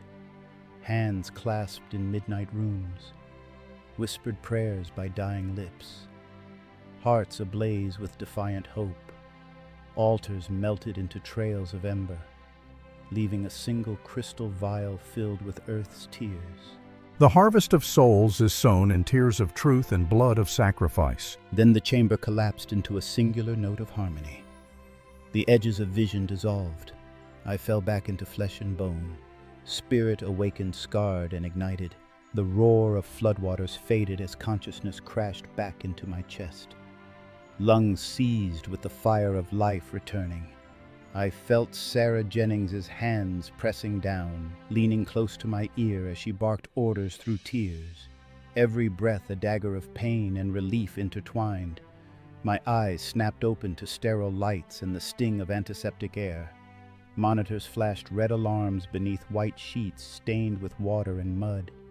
I was suspended between two worlds, the shimmer of that golden realm still pulsing behind my eyes, and the harsh reality of machines keeping me tethered to life. A paramedic furrowed her brow, her gloved hands gentle on my arm. "Stay with me, Turner. You made it back." Her voice cracked like porcelain, each word a lifeline pulling me from the edge of death's abyss. I tried to speak, but my throat was a desert of pain. Voices gathered at my bedside. Laura's gasp, Emily and Noah's muffled sobs, the muffled beeping of monitors racing to stabilize my heart. My wife's hand closed over mine with a desperation I had never felt in any blueprint calculation. Her tears soaked my sleeve like a baptism of mercy. I blinked against the flood of faces, nurses, doctors, reporters clamoring for confirmation of my miracle survival. Questions tumbled like debris in a storm. I managed a whisper of what remained of my strength. I saw the warning. Their eyes widened, some skeptical, others already dialing cameras and notebooks to capture the first breath of my return. Pain shot through me as Sarah adjusted my IV line. Every movement a reminder that my body had been broken and resurrected in the same moment. I watched my reflection in a nearby window. Pale skin, dark circles, the faint glint of something otherworldly in my eyes. As though I carried a secret too vast for words, news crews flooded the hallway like vultures drawn to survival's carcass. Their questions pressed in like tidal waves. What happened? What did you see? I took a ragged breath and summoned the calm echo of that presence. I witnessed the future. I carry warnings for every soul willing to listen. My words spread down the corridor in waves. Doctors paused their rounds, nurses hushed. Even patients in nearby beds turned to catch the weight of my confession. A hush fell over the ward as I described shattered cities, silent nukes, false prophets, and hidden wars. The oxygen in the room crackled with disbelief and dawning fear. Laura guided me home that evening through streets still slick with debris and flickering streetlights. Each step was a journey from death's door back into human frailty. I cradled Emily and Noah, their soft voices calling me Daddy. My tears fell freely, each drop a testament to mercy and anointing. The living proof of a mission reborn. At home, the TV played a loop of my rescue captions labeling me a miracle survivor. But I felt the burden of truth heavier than any miracle. I traced my fingertips over the damp walls of my living room, the distorted reflections of broken furniture and soaked carpets, reminders that I had left one world to return to another. That night I sat at my desk, the golden glow still flickering behind closed eyelids as I opened my laptop to record every vision. Each keystroke was a pulse of urgency. I poured warnings into words and phrases that could travel beyond hospital walls, beyond city limits, into the hearts of strangers. I emailed reporters, shared encrypted messages with community leaders, and posted a simple plea on social feeds. Share if you fear what is coming. Comment if you will stand awake. By dawn, my story had ignited debates across households, servers buzzing with disbelief and hope. Lives paused to consider the cost of denial. As the sun rose over a battered New Orleans, I understood my return was no casual resurrection. It was a summons to speak into the storm. My body ached, my spirit burned, yet each pang reminded me why I was chosen to bridge the gap between death's revelation and life's fragile breath. No longer could I blend into blueprints and forecasts. Every moment alive must serve as a trumpet blast against complacency, for I had returned with a message beyond disaster, a divine charge to awaken the living before the next wave of darkness crashes upon us all. That evening I held Laura's hand as the last light faded beyond our shattered windows. Emily and Noah slept beside us, unaware of the veil we had brushed against. I looked at their peaceful faces and felt the fragility of every heartbeat. If I could give you a single gift from beyond the flood, it would be this: cherish every breath as a miracle, every sunrise as a promise. Let every tear you shed for a broken world become a seed of compassion. I once believed strength lay in steel and numbers. Now I know true strength is born in surrendered hearts and outstretched hands. When you see a neighbor in need, bend down, offer water, share a warm word. In those simple moments, eternity collides with our fragile lives. I've returned with visions of darkness and dawn, but the greatest vision is you standing firm in kindness when fear whispers to hide. Your voice matters, your love matters, your hope can spark an awakening. So before you close this video, pause and reach out. Text a friend who is hurting. Hug someone who feels alone. Let your life be a testimony that mercy triumphs over disaster. I whisper this to you, friend. You are not forgotten. You are not beyond redemption. In the darkest hour, your light can shine the brightest. Hold fast to love. Hold fast to truth. And when the final wave comes, we will stand together unshaken and unafraid. As you carry these words into your day, remember that every moment holds the spark of change. If this message stirred something in you, consider subscribing to walk this path together. Share your city in the comments. Let us join hands in prayer for the places we call home. Pass this video to a friend who needs a reminder. They're not alone. Your share could be the lifeline they seek. Join our community of hope and action. Together we can light the shadows around us, and above all, let your kindness ripple outwards, because even in the darkest flood, a single act of love can calm the storm.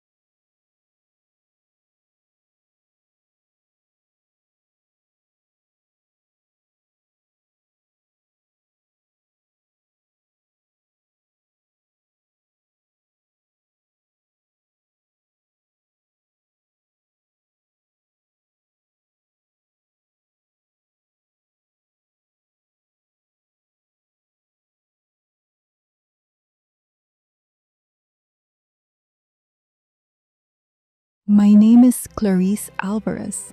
I'm 37 years old, a wife, a mother of 2, and a devoted church member. At least, that's what people saw.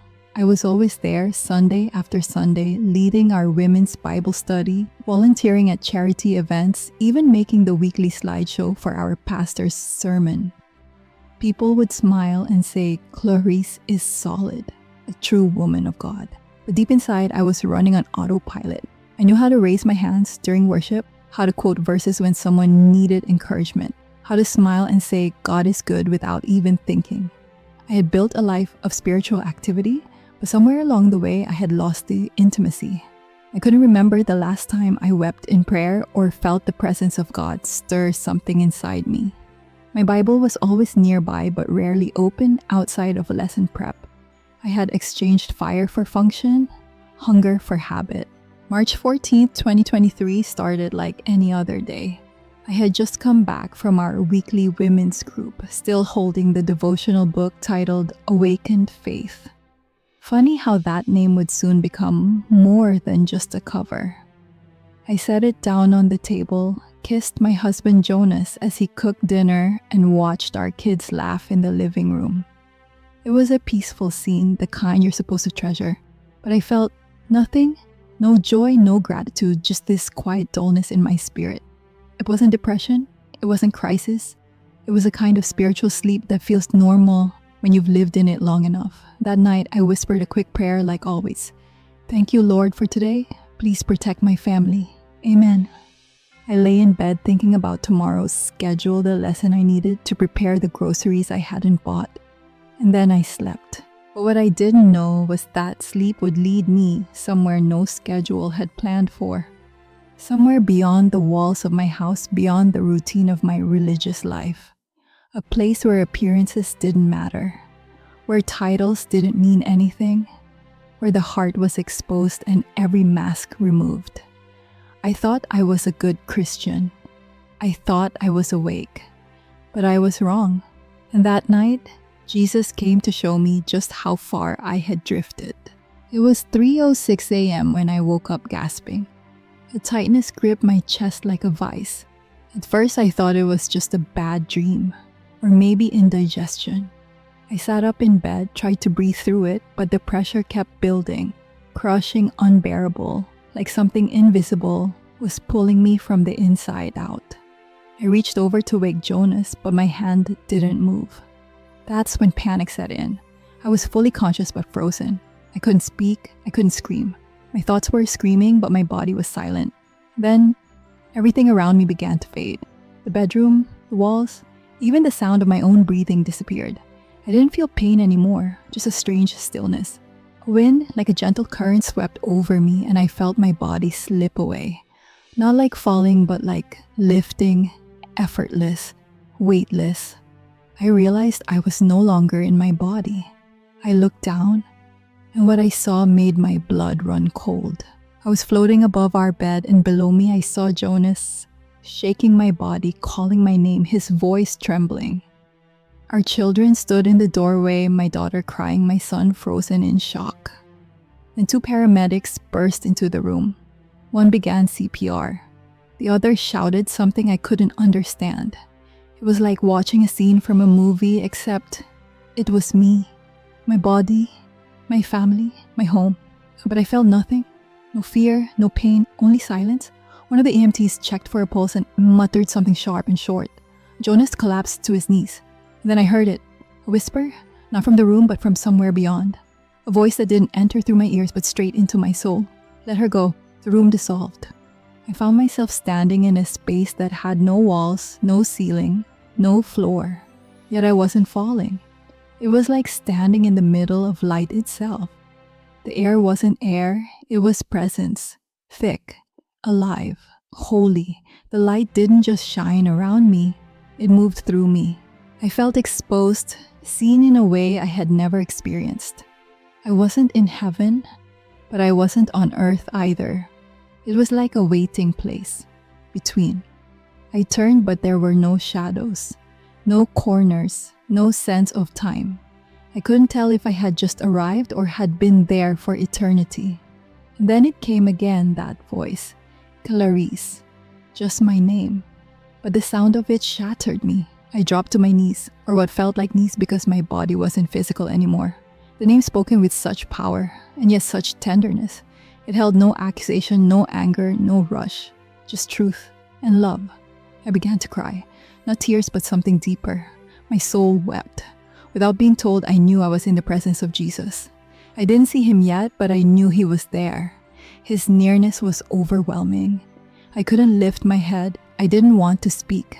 I only wanted to be still. To listen. You are here not because your time is over, but because you must awaken. The words echoed through me like thunder wrapped in silk. I tried to respond, but all I could say was, Lord, I followed you. Haven't I been faithful? My voice sounded small in that vast holiness. He didn't answer immediately. Instead, a wave of light surged from the center of that realm, and with it came images, flashes of my life. Me leading Bible study, me organizing outreach, me singing in worship, me packing food for the poor. All the things I had done, all the ways I had served. But something was wrong. Every image looked flat, muted, mechanical, like watching a play where the actress knows her lines but has forgotten why they matter. You have served me, but you have not known me. My soul shattered. I felt naked all the years I thought I was walking with him, and I had missed him. I had confused activity with intimacy. I had worked for his kingdom, but I had not sat with the king. And yet, I didn't feel condemned, only pierced and loved. Then Jesus spoke again, and his voice carried the weight of eternity. Many who call themselves mine are not ready. They believe they are awake, but they slumber. When the time comes, they will not rise. I began to tremble. My whole being wanted to cry out, No, Lord, not me, not them. But deep inside, I knew I had fallen asleep. I had become one of the very people he was warning about. And this place, this moment, was my mercy. There are no words in any human language that can fully describe what it feels like to stand in the nearness of Jesus. It wasn't just his presence, it was his essence. The weight of his holiness didn't crush me. It exposed me. Every part of who I was, every motive, every unspoken fear, every hidden compromise rose to the surface in the light of who he is. There was no escaping it, and yet I had never felt so deeply loved. I still couldn't see him fully, but his presence was everywhere, like the sun not seen directly but undeniably, there setting everything around it aglow. I was still on my knees trembling, not because of fear, but because something inside me knew that I was standing in front of the one I had sung about for years, but never truly encountered. You've been busy for me, Clarice, but too seldom with me. His voice didn't accuse, it healed by revealing. It was like light passing through a stained glass window, every word breaking into colors I didn't know existed, each one touching a part of me I'd forgotten was still alive. I wanted to speak, to explain, to defend myself, to say, but Lord, I taught Bible study, I led worship, I fasted, I prayed. But the moment I tried to form the words, I saw them, my memories unfolding again before us. Me holding my Bible but checking my phone between pages. Me lifting my hands in worship but thinking about dinner. Me encouraging other women to seek God, while my own prayer life was dry and scripted. And I broke. My spirit cracked open and a groan came out of me that didn't sound human. It was the cry of a soul that suddenly realized it had been starving for years, but had convinced itself it was full. You were faithful in activity, but absent in affection. You stood near the fire, but never let it burn you. Tears streamed from the deepest places inside me. I had mistaken being good for being holy. I had mistaken doing things for him as the same as being with him. And in this realm of truth, every excuse I had ever clung to melted away. Jesus didn't show me a checklist of sins. He didn't replay my worst moments or shame me for my failures. Instead, he gently peeled back the layers of performance and pointed to the center, my heart. And in that center was silence.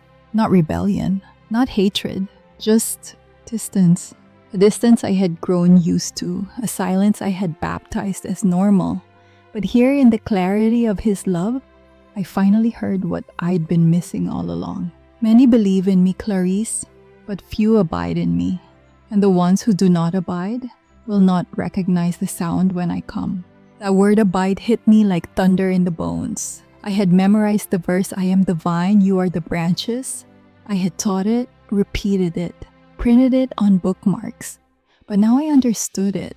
Not in theory, in ache, in fire, in truth. Abiding is not attending. It's not performing. It's not doing more. Abiding is surrender. It's stillness. It's listening for his breath and matching your rhythm to his. And I had missed it. Then Jesus showed me something I'll never forget. A golden lamp, flickering. The oil inside almost gone. And somehow I knew it was mine, my spiritual lamp. I had trimmed it, polished it, made sure it looked holy. But I had let the oil run dry. This is the state of many in my church. Lamps without oil, appearances without intimacy. Lights that shine once, but grow dim over time. I remembered the parable of the 10 virgins, 5 wise, 5 foolish. I had always assumed I was among the wise, but in that moment I wasn't so sure. And then without warning, a vision began to open before me. It wasn't dramatic, it was devastating. A field, filled with people. They wore church clothes, held Bibles, raised their hands, sung worship songs. Some were even smiling, but above them the sky began to part. Light streamed through. A sound like a trumpet, but not heard with ears rang out. And people began to lift. But not all. Some stayed, still holding their Bibles, still raising their hands, still smiling, until they looked up and realized they weren't rising. I was one of them, and I screamed, "No, Lord, please, that's not me anymore. I see it now, I see it." But the vision didn't stop. This is why you are here, to see what many refuse to see, and to say what many are afraid to say. Clarice, awaken them. As he said those words, everything began to tremble. Not violently, but like something holy was about to shift. I felt it in my spirit, like the inhale before a divine exhale. And I knew the world I was returning to would never be the same. The vision opened like a veil being pulled back from the sky. I stood in a wide open field, flat, golden, endless. All around me were people, thousands, maybe millions. Men and women in church clothes, children clutching worn Bibles, elders with silver hair and gentle faces, youth with worship lyrics tattooed on their arms. We all looked up. The sky began to move, but not like clouds. It was as if the heavens themselves were being peeled back, exposing something far more real than anything we'd ever known. Light poured out, pure and impossible to describe, like liquid holiness cascading from another realm.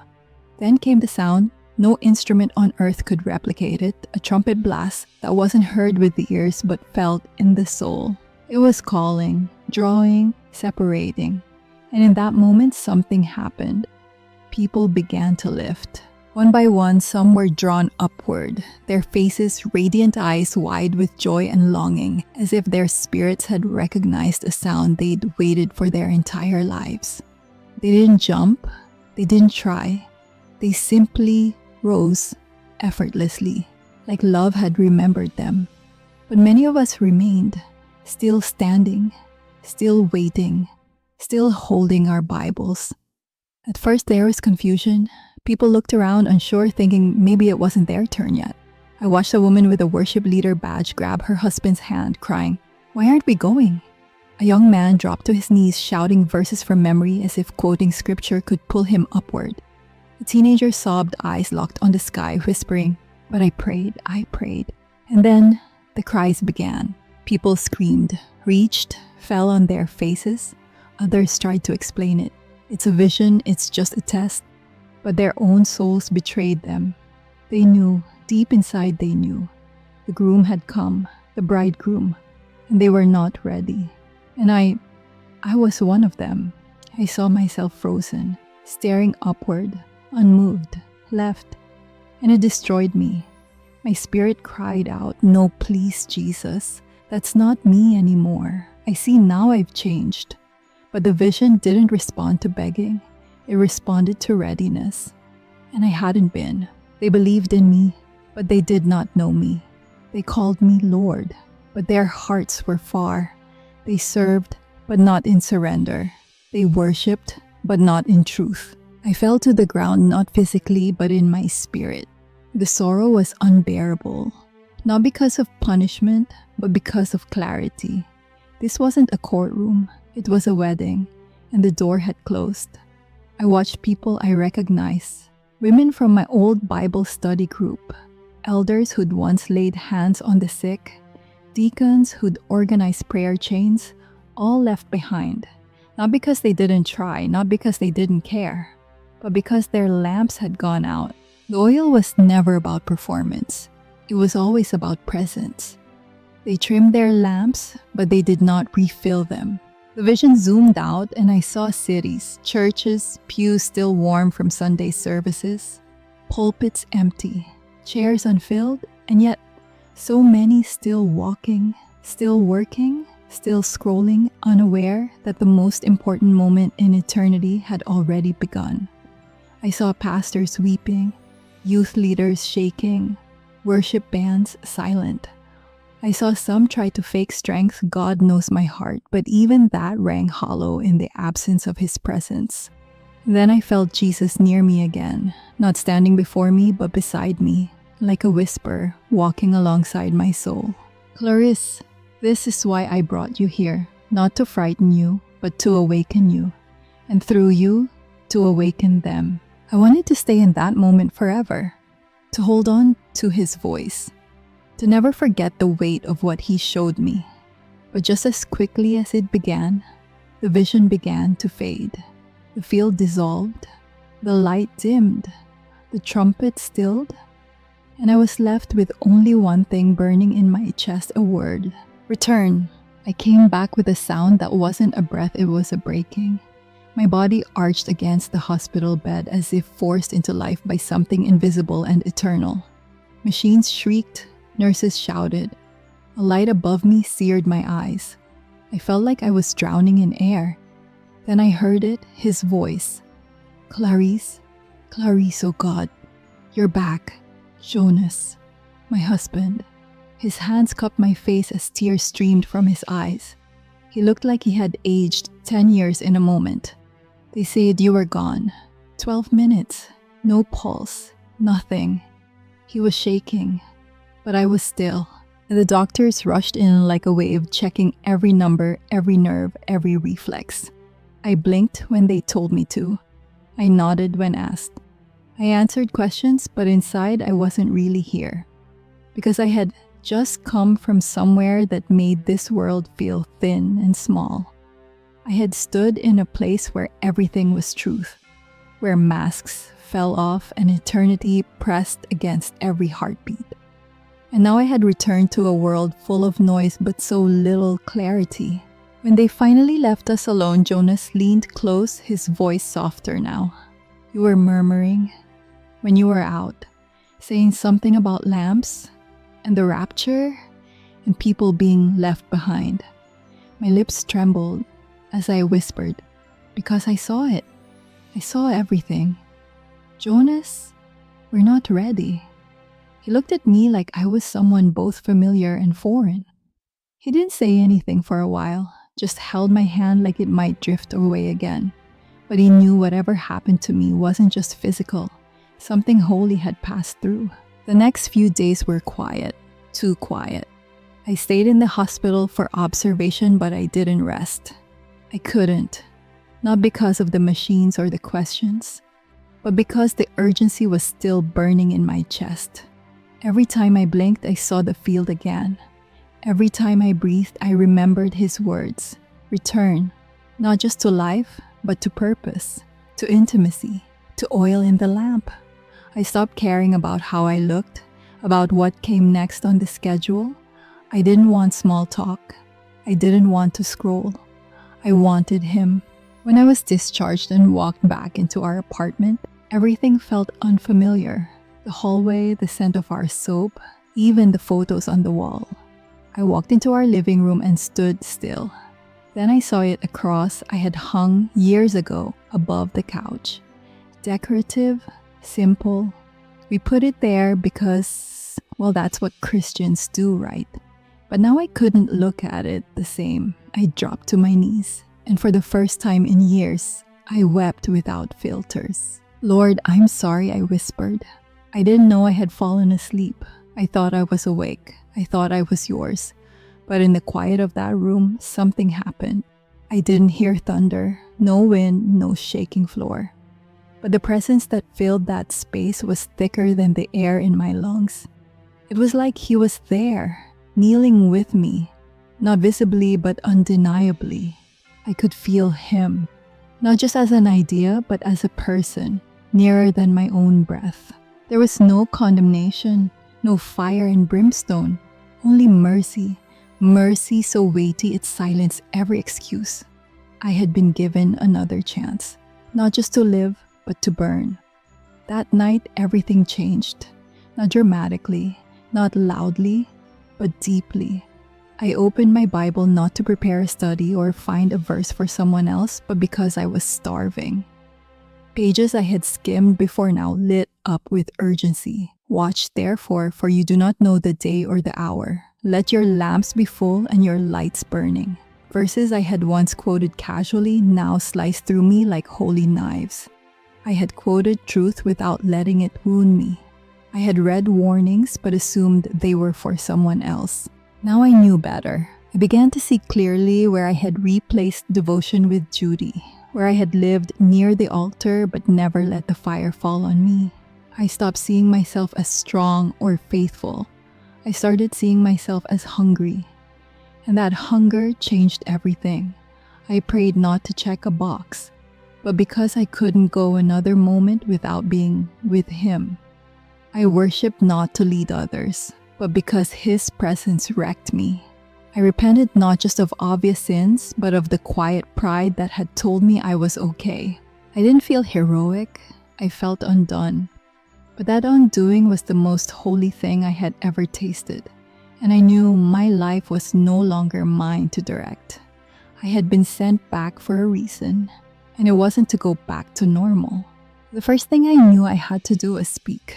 Not later, not when I felt more ready. Now, while the fire was still burning, while the echo of his voice still trembled in my bones. I called our pastor that same week, Pastor Miguel Santiago. A good man, careful, not the type to chase sensational stories. I could hear the hesitation in his voice when I told him I needed to testify before the whole church. "Clarice," he said, "I know you've just gone through something traumatic. Maybe we should talk first." But I wasn't traumatized. I was awakened. And something in my voice must have told him that, because after a long pause, he agreed. That Sunday, I stood at the front of the sanctuary, hands trembling, eyes burning, heart wide open. I told them everything, not the polished version, the truth, that I had served Sung's sacrifice and still almost missed him, that I had looked like a good Christian on the outside. But my lamp had been dry. Some wept, some stared in stunned silence, some looked uncomfortable, even offended. I didn't water it down. I told them about the field, about the trumpet, about the ones left behind who thought they were safe. I told them what Jesus said, that many who call themselves his are not ready. After the service, a few people came up to me, not to critique, to confess. One woman said I thought it was just me. I haven't really prayed in years. Another said he'd been in leadership for a decade, but hadn't felt the presence of God since before the pandemic. The conversations that followed weren't casual. They were confessions, not polished, raw. I invited a few of them over to our apartment the following Friday.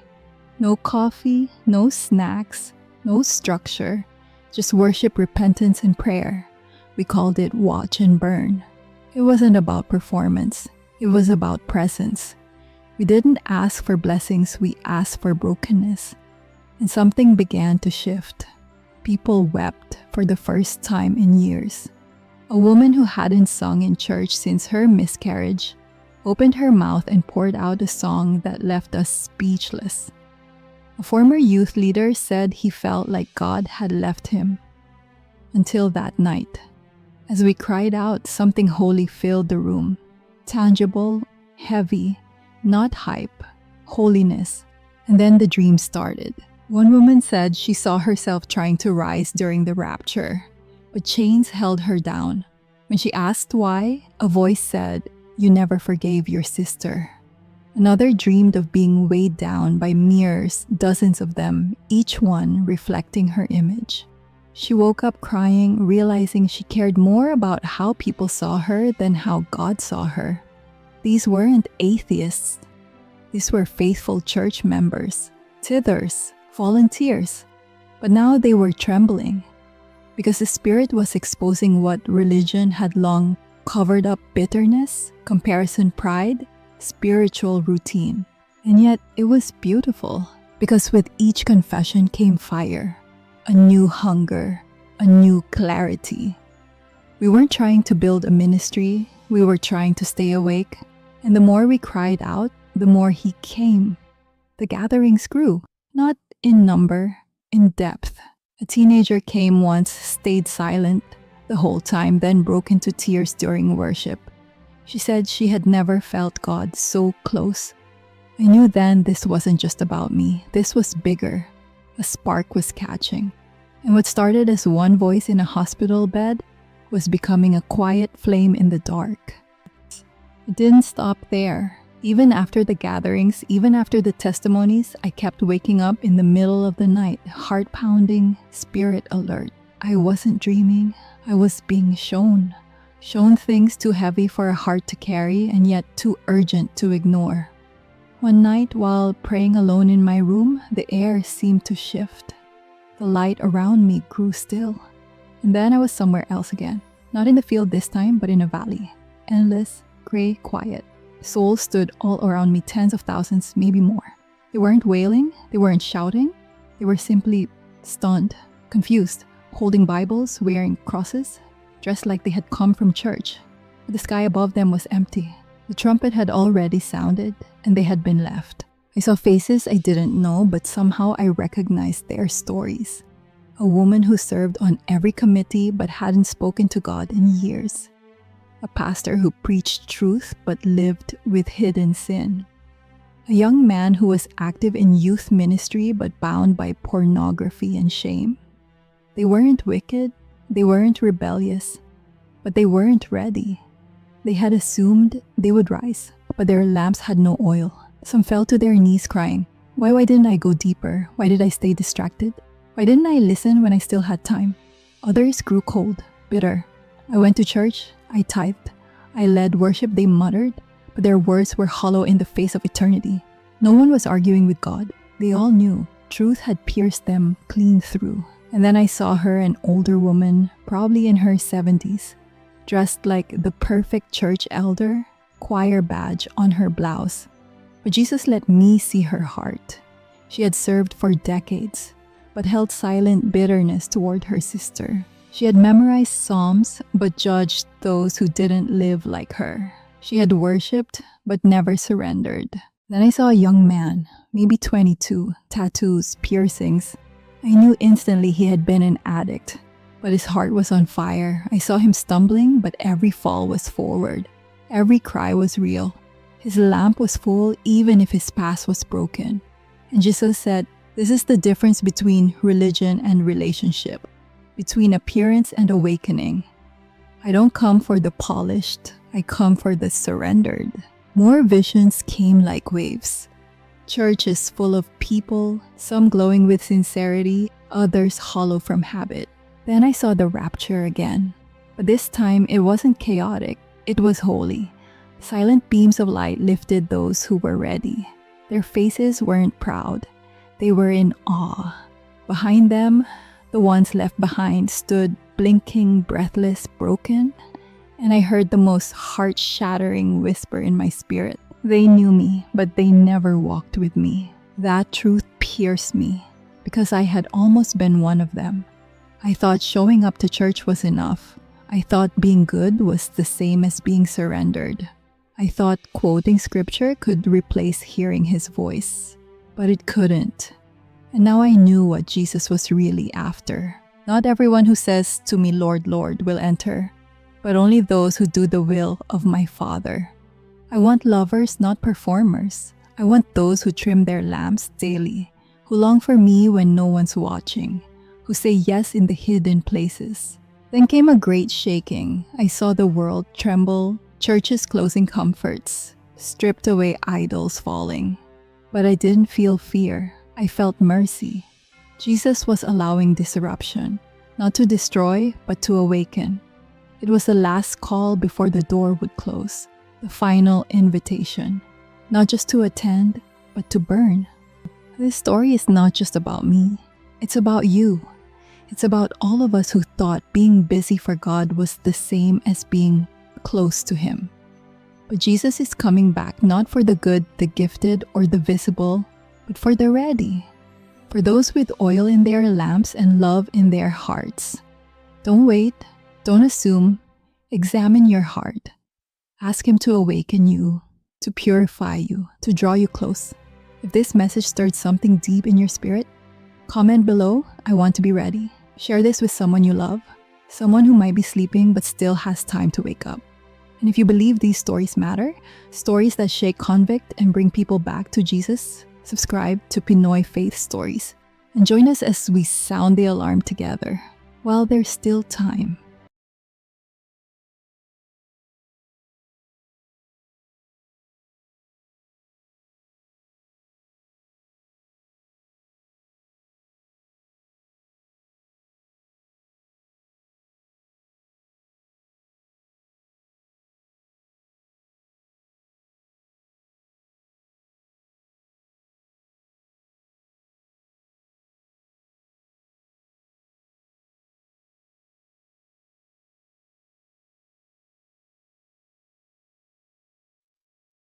My name is Miguel Santos.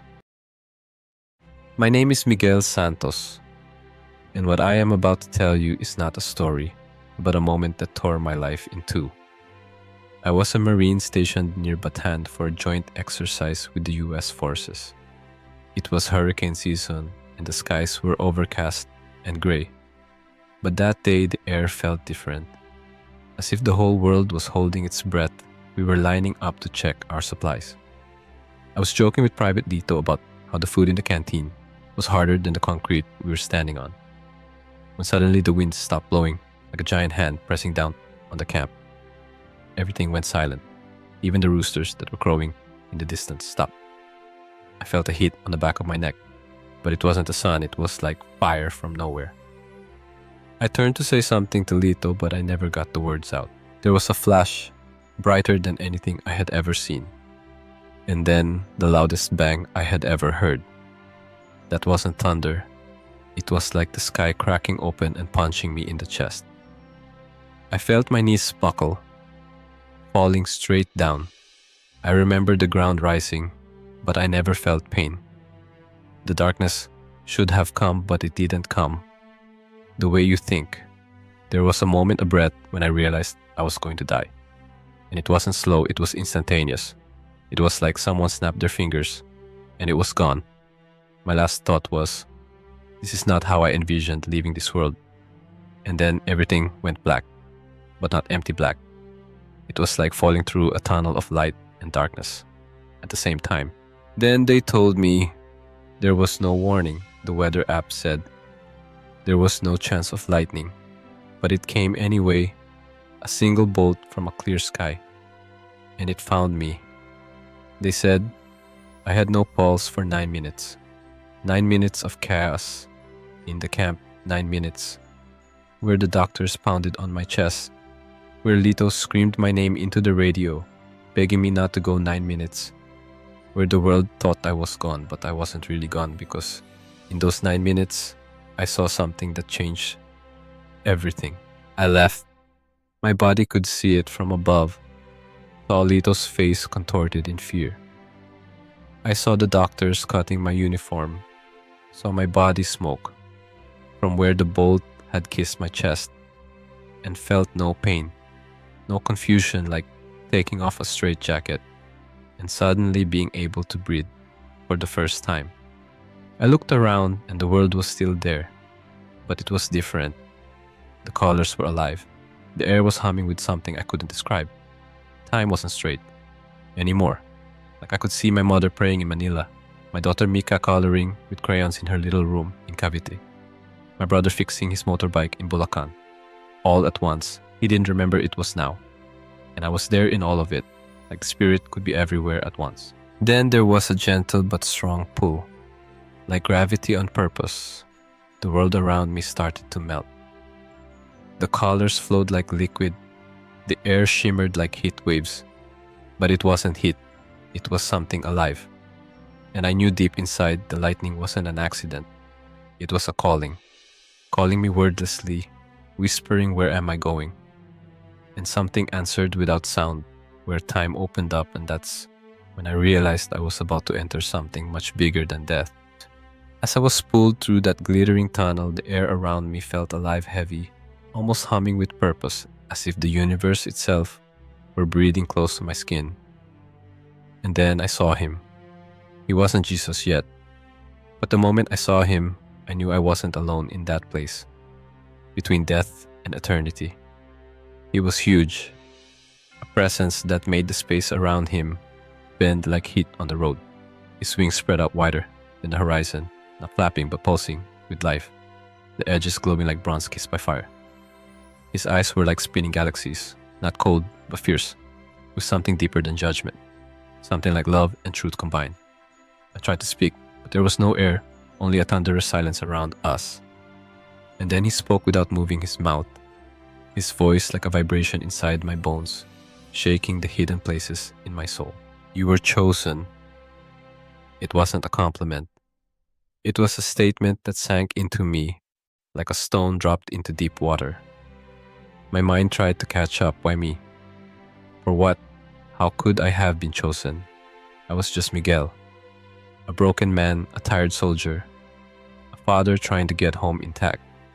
But before I could think of another question, his gaze went deeper, as if he was reading every corner of me, every fear, every memory, every hidden regret I carried like a secret burden. To give a warning imbued with mercy, he said, and as I struggled to understand, he raised his hand, and in it was a sword made not of steel, but of living fire, flames dancing along the blade as if it had a soul of its own. He touched the tip of that sword to my chest, and the moment it touched, I felt myself crack. Not with pain, but with sudden raw freedom. Memories I had buried came rushing back. Times I had failed lies. I had told myself to survive anger. I had toward God. And people moments when I had chosen fear over faith. All came rushing back, not to condemn me, but to free me. The angel's fire burned away the lies, layer by layer, the pride, the bitterness, the shame like a surgeon cutting away infection so the healing process could begin. Tears streamed down my face, but I wasn't sad. I was finally honest. Finally relieved, like I was becoming the person I'd always wanted to be before life and sin turned me into someone else. Around us, the air began to fold, not collapse, but open like the sky was turning into pages, made of light, turning one page at a time with each breath. I was moving but not walking, gliding forward through colors I couldn't describe. Colors that weren't just colors, but emotions, deep peace, like blue flowing through my soul, revelation like purple, opening my mind, joy like gold, seeping into my bones, forgiveness, like green covering wounds I didn't even know I carried. Each step erased more of the fear, more of the false strength I'd hidden for so long, leaving me raw, clean, and fearless. Then I heard it, a sound that wasn't a sound, a vibration that seemed to come from the center of everything, calling to the deepest part of me. And then I heard my name. But it wasn't Miguel, as everyone here said it was a name I had never heard before, but somehow I knew it was my name, the name by which heaven knew me. a name that carried authority and love, a name that resonated through me like a promise, like the breath of God, touching every cell of my being. The sound brought me to my knees, tears streaming down my face again, not from shame, but from a freedom so profound it hurt in the best way. A release from all the burdens I had been carrying in silence. The angel stood there, watching his wings closing the space like a shield, while the light before us beat alive like a heartbeat. And then I saw it, a veil of light shimmering like the thinnest cloth in the wind, moving gently, breathing, waiting. Behind that veil, I felt the presence, so strong and gentle that it made every part of me tremble with longing. The kind of longing that comes when your soul remembers the purpose for which it was created.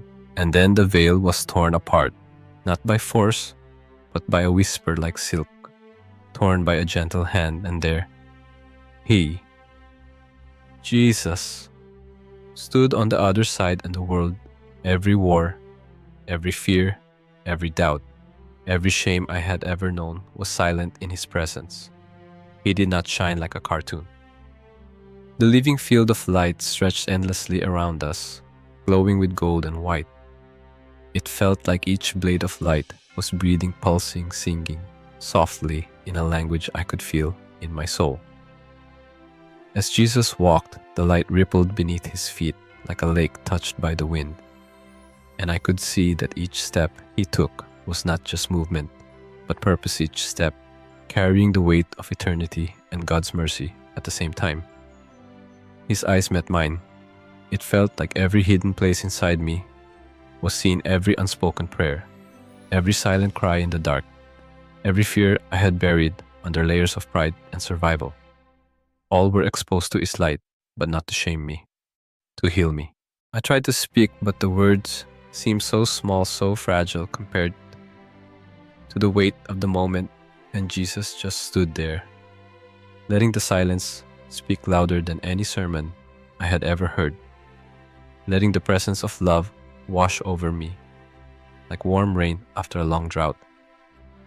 I felt the tension I had carried for years begin to break, the constant readiness to fight, to protect, to survive, crack under the gentle but unstoppable force of His presence. And I realized how tired I really was, how deeply I needed what He had to offer. Rest, peace, connection. You have carried many burdens, Miguel, but you were never meant to carry them alone. His voice was warm like the fatherly embrace I longed for, and each syllable seemed to lift the burden from my shoulders, piece by piece, layer by layer, until I felt light, almost weightless, as if I was finally free to just be without fear, without struggle, without hiding.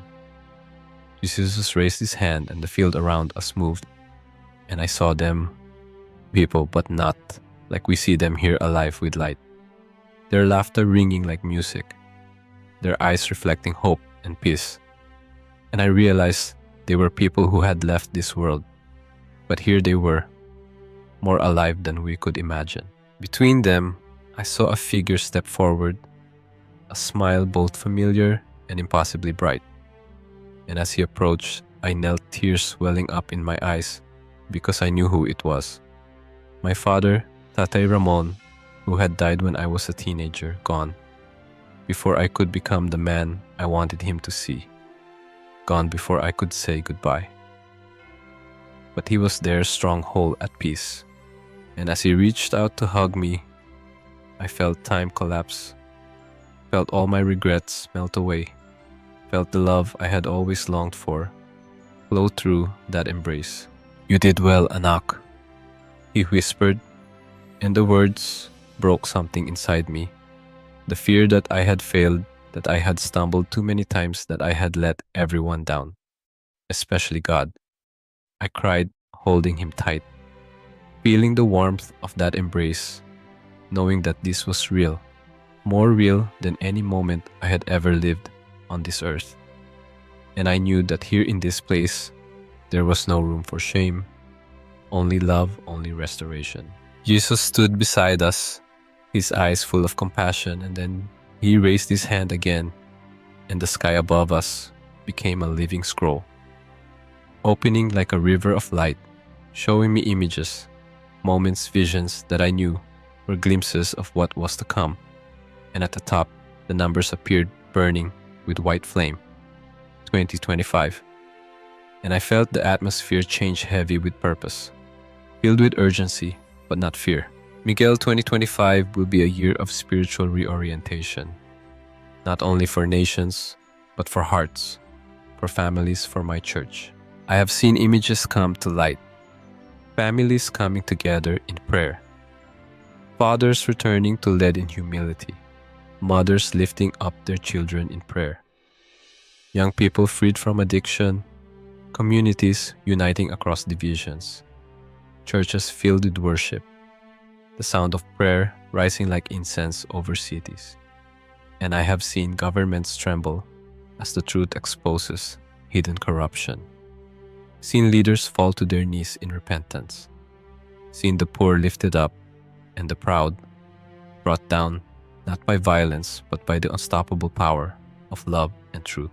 I have seen waves of light moving through the nations, waves that look like water but are alive, carrying healing, conviction, awakening. And I have also seen resistance, darkness trying to stand its ground, pride trying to resist. Jesus raised his hand. The sky above us split open like a coil of living fire. The numbers 2025 blazed in the sky, and the air around me tightened with the weight of holiness, like the breath of God about to speak to the earth. Feeling my spirit lean forward, every part of me, desperate to hear what he was about to say. Flashes of light, images overlap like waves. I saw cities shake, churches awaken, families weeping and laughing as they reunited, children kneeling by their beds, praying with their hands raised, tears streaming down their faces as the presence of God filled their little rooms. And I also saw darkness screens lit up in empty rooms, anger coursing through the veins of nations' divisions, fueled by lies dripping like poison into minds that are constantly searching for something to fill the void they refuse to name. Jesus said, Miguel 2025 is not the end but a turning point, a moment of divine realignment where I will shake what can be shaken so that what is eternal will remain. His word shook within me, a thunderclap wrapped in peace, and I watched the ground beneath cities crack, not to swallow them, but to expose what had been hidden under layers of corruption and pride. The lies told in boardrooms and behind pulpits, the secrets that leaders thought would never come out. And I saw light shine into these cracks, demanding truth, demanding justice, demanding purity from those who claimed to speak for God while serving themselves. I saw families on the brink of collapse, parents screaming in silent kitchens, children hiding in their rooms. Then I saw families on their knees, fathers with trembling hands, raising their hands in prayer. For the first time, mothers weeping for their children, the presence of God filling the living room, turning it into an altar of hope. I will call my people back to me, not through a fear, but through invitation, through a whisper in the night telling them that there is more, that I am near, that I have not abandoned them. The visions change, showing nations standing at crossroads, made of light, some roads, glowing golden, leading to unity, forgiveness, and humility, while others glow blue with the cold light of pride, comfort, and self-preservation. And I see millions standing there, trembling, their hearts torn between what is easy and what is eternal. And I understand that 2025 will not be just another year, but will be a hinge, a plank on the bridge of history that will determine whether it will stand or break under the weight of choices made in living rooms and prayer rooms, in private moments of surrender, in secret decisions to forgive, to repent, to love when it hurts, to pray when it feels empty. Tell them I am not waiting for governments to act. I am waiting for hearts. I see hospitals where nurses whisper prayers over their patients. Soft, trembling prayers like sparks merging with other prayers until they become pillars of fire that drive back the darkness of disease. I see teenagers in small prayer circles at school hands, clasped heads bowed, tears streaming down their cheeks. I see ministers tired and cold face down in empty sanctuary, whispering, God, I need you again, and the sky thunders in response. I see earthquakes, typhoons, floods, not as punishments, but as alarms, shaking the comfort, forcing communities to look up to realize how fragile their towers are, how quickly the systems they trust can collapse. And in between, I see pockets of light neighborhoods covered with invisible shields. Shields made not of walls or wealth, but of humility shields, made of the whispered prayers of grandmothers, of the silent fidelity of jeepney drivers, singing hymns amid the traffic of children, praying for meals in crowded homes. Humility will be the sign of protection in 2025. Pride will open the door to darkness, but humility will form a shield that no enemy can penetrate. And I have seen churches, some shining as they serve their communities, feeding the hungry, clothing the poor, loving, without demanding to be seen, and others overshadowed by competition, by jealousy, by the desire to be known, rather than to make him known.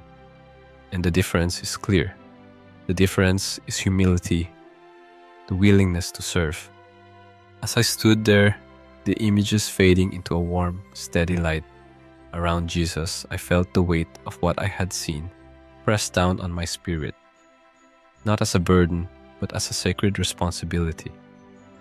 A call to remember that the kingdom of God does not advance through noise alone, but through the quiet power of surrendered hearts. The air seemed to vibrate with the heartbeat of heaven, and Jesus turned toward me, his deep eyes filled with compassion, authority, and a fierce tenderness that touched the deepest places within me, calling me to attention. Miguel, do you see now? Do you see the power hidden in the prayers of the invisible, the unnoticed, the unheard? The world honors noise, but I move in the whispers of the humble. His words covered me like a warm cloak, and I saw images layered in light, clear and vivid, showing me what heaven sees when people pray. I saw an old woman, gray-haired, her hands shaking, kneeling beside a wooden bed in a small room in Tondo, her whisper barely louder than the rain on a rusty roof. But in her soul, her prayer was like thunder, shaking the darkness that was trying to cling to her neighborhood, pushing back the despair that was hanging over families like a cloud. I saw a young man on a bus, eyes closed, headphones in, lips moving as adoration filled his mind, and angels surrounded him as if his silent praise had turned the bus into holy ground. I saw children in crowded homes, clasping their little hands, closing their eyes, whispering, Lord, thank you for our food. And those little prayers burst forth like sparks in the darkness, joining with other prayers to form rivers of light that moved across the city, forming a shield around families that the enemy could not penetrate. I saw a father, his calloused hands clutching a Bible at dawn, his eyes swollen with tears as he prayed over his children's bedrooms while they slept, asking God to protect them, to break the chains of addiction and fear, to fill them with purpose. And those prayers wrapped around the children like a protective arm that followed them to school, to friendship, to their future. It is not the loudness of prayer that shakes the heavens, but the honesty, the humility, the faith that even a whisper can shake the gates of hell. And I understood in that moment that the revival we desire, the change we yearn for in our families, churches, and nations, will be built not just on foundations, but on the foundation of silent prayers, of invisible acts of surrender, of humble bowing before God when no one is looking. The sky opened up even more, and I saw communities gathering not in big stadiums first, but in small living rooms under mango trees, in classrooms before sermons began, in hospital hallways as nurses prayed silently before their shifts, in jeepneys, as drivers sang hymns while directing traffic, turning chaos into sacred space. I see churches choosing to serve without seeking recognition, pastors kneeling in empty sanctuaries, weeping not for numbers but for the presence of God, returning for the Spirit breathing life into dry bones once more. I see believers giving anonymously to struggling families, slipping envelopes under doors, delivering groceries at dawn, paying tuition for children they will never meet. And in spirit, those acts of kindness shine with a brighter color than any earthly light. Every act of humility, every prayer whispered in faith, every tear shed in surrender is building something eternal. A network of light across cities and nations, forming shields that the storms of 2025 will batter but not destroy. Miguel, humility is the armor of heaven, and in the days to come, those who walk in it will walk in authority not because of their titles, but because of their surrender. I felt those words sink into me, reshaping the way I looked at everything I had ever valued. The medals, the achievements, the need to be seen, to be heard, to prove my worth through power and control. And I realized how empty those goals were when compared to the power of quiet obedience, the authority that comes from a life founded in humility before God. As Jesus spoke, the light around us began to shift, swirling, like mist touched by the dawn. And then the visions returned sharper, clearer, burning into my spirit with urgency and hope. I saw the earth from above, nations, glowing with different intensities, some bright with prayer, others dim under the weight of pride and division. And then I saw them, 3 waves rising on the horizon, moving toward the nations, with unstoppable purpose, waves not of destruction, but of divine invitation. Miguel, these waves will come. They will shake, they will stir, they will awaken. Those who yield will rise. Those who resist will harden. Tell them what you see. The first wave moved like a breath, gentle yet firm, sweeping through churches, stirring pastors awake. In the middle of the night, igniting hunger, where there was apathy, pulling lukewarm hearts to their knees, shaking comfortable religion until only authentic faith remained. I saw small churches becoming furnaces of worship, where voices rose not for performance, but in desperation for God's presence. Young people weeping at altars, old men lifting trembling hands as decades of bitterness melted into tears of repentance. It was a wave of holy hunger, reclaiming the spaces that had been turned into stages, reminding the church that the power is not in lights and sound, but in the spirit moving among surrendered people. The second wave came with more force, shaking structures, families, and hidden places, exposing generational chains, patterns of secret sin, cycles of addiction, unforgiveness passed down like a curse. I saw fathers waking in the night, gripped with conviction, realizing they had led their homes in pride, but not in love. Mothers laying down resentment, choosing to forgive and heal, children turning off screens, to pray their rooms becoming battlegrounds of intercession. Family altars were rebuilt, living rooms turned into places of worship, the Spirit revealing what had been hidden, not to shame, but to heal, to break chains, to set captives free.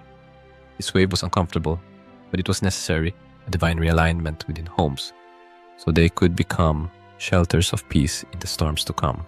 The third wave was the most powerful, rolling over nations' governments, economies, and hidden systems of corruption. And I saw unexpected partnerships forming, believers crossing denominational lines to pray together, politicians dropping to their knees in chambers, revival breaking out in places once considered too dark, too lost. I saw youth rising as voices of purity and courage, praying in campuses, leading worship in streets, refusing to bow to compromise. I saw revival tents in the middle of cities, prayer meetings in government buildings, worship flooding public squares, and miracles happening in quiet corners as ordinary people laid hands on the sick, as faith was released without fear. This wave shook nations, but not to destroy, to awaken, to call people into purpose, to remind leaders that power belongs to God, and He gives it to those who will steward it with humility. These waves will not stop Miguel. They will come to prepare my people for what lies ahead. They are waves of mercy, waves of alignment, waves of revival. I saw those who resisted the waves, clinging to pride, refusing to repent, choosing comfort over calling. And they became brittle bitters stuck in cycles of complaint, while the waves passed them by, leaving them unchanged. But I also saw those who yielded, who opened their hearts, who chose humility, who prayed when it felt dry, who forgave when it hurt, who worshiped when fear shouted, and these people glowed with purpose, walking in authority covered by a shield that the darkness could not penetrate. They were not the loudest, but they were surrounded, protected, empowered. Tell them the waves are my mercy. The shaking is my kindness. I am preparing them not to destroy them, but to strengthen them. The visions burned into me, showing me cities with prayer maps covering every street. Mothers praying in markets, fathers anointing doorposts, teenagers prophesying over the communities, pastors washing the feet of other pastors, government officials humbling themselves to seek wisdom from God, nations trembling yet held by unseen hands of mercy. I saw storms come, but the waves of revival were stronger. I saw economic shakings, but provision came in miraculous ways. For those who trusted, I saw political divisions, but bridges of intercession formed over them, healing hearts faster than arguments could divide. Miguel told them these waves will come, but fear is not the response. Faith is, repentance is, worship is, prayer is. Tell them not to resist what I am doing. Tell them to ride the waves with me. As the light faded, I stood there trembling.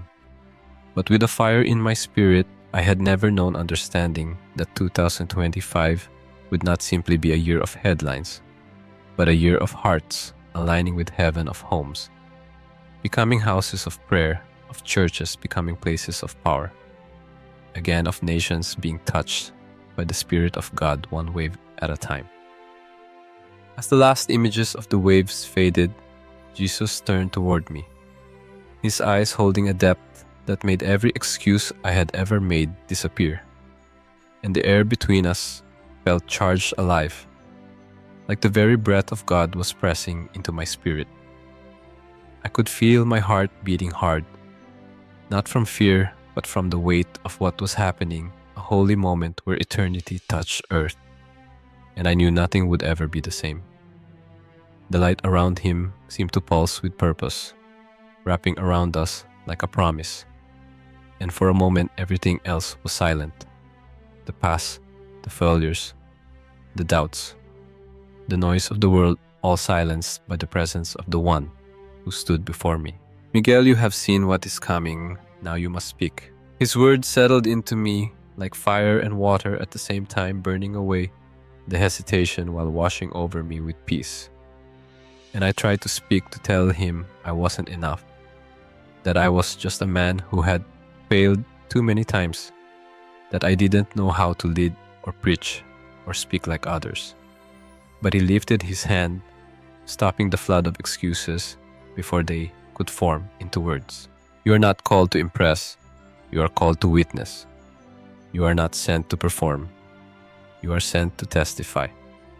What I have shown you is not for you to keep hidden. It is for you to plant in the hearts of others. He stepped closer, and as he did, I could feel the strength of heaven in his presence, a strength that did not crush me, but lifted me, reminding me that weakness is not disqualification. In his kingdom, it is the canvas where his power is displayed. Jesus opened his hand, and in it was a flame, pure, bright, silent, but alive. And as he held it out, I could feel it calling to the deepest part of me. This is what I place inside you. It cannot be extinguished by mockery or fear. It will burn brighter when you share it. And as he placed that flame into my spirit, it felt like every moment of doubt, every battle I had fought, every tear I had shed was being transformed into fuel for this fire, a holy ignition that would not let me return to the man I was before. I saw flashes of people faces I did not know. Mothers praying over children, fathers weeping at altars, young people worshiping in hidden rooms, pastors preaching with renewed fire, communities gathering, nations trembling under the weight of glory. And I realized this was the mission. This was why I had been sent back. Tell them I am near. Tell them I am not waiting on governments, I am waiting on hearts. Tell them time is not running out for fear, it is running out for awakening. I am calling them to rise, to pray, to love, to worship, to carry the fire of revival wherever they go. As he spoke, I felt the reality of the earth pressing back around me. The sound of boots, the voices, the smell of rain and smoke, the heaviness of gravity pulling at my spirit. And I realized I was being sent back. I looked at Jesus one last time and his eyes met mine, filled with love, strength, and a fierce urgency that burned into me deeper than any command I had ever received as a soldier. Go, Miguel. Speak. Do not look back. In the next moment, it was as if I fell through 1,000 miles of light, crashing back into my body. With a violent jolt, my lungs gasping for air, my eyes snapping open to the cloudy sky of earth. The sounds of shouting boots, pounding the smell of wet soil, the weight of the world pressing against me. But the fire in my spirit was stronger. I saw Lito's face above me, tears mixing with the rain, his voice cracking as he yelled, "You're back, bro. You're back." And I realized I was, but I would never be the same. I lay there, soaked, burned, alive. And as the medics surrounded me, checking for a pulse they thought was gone forever, I knew, in the deepest part of me, that this was not just a second chance at life.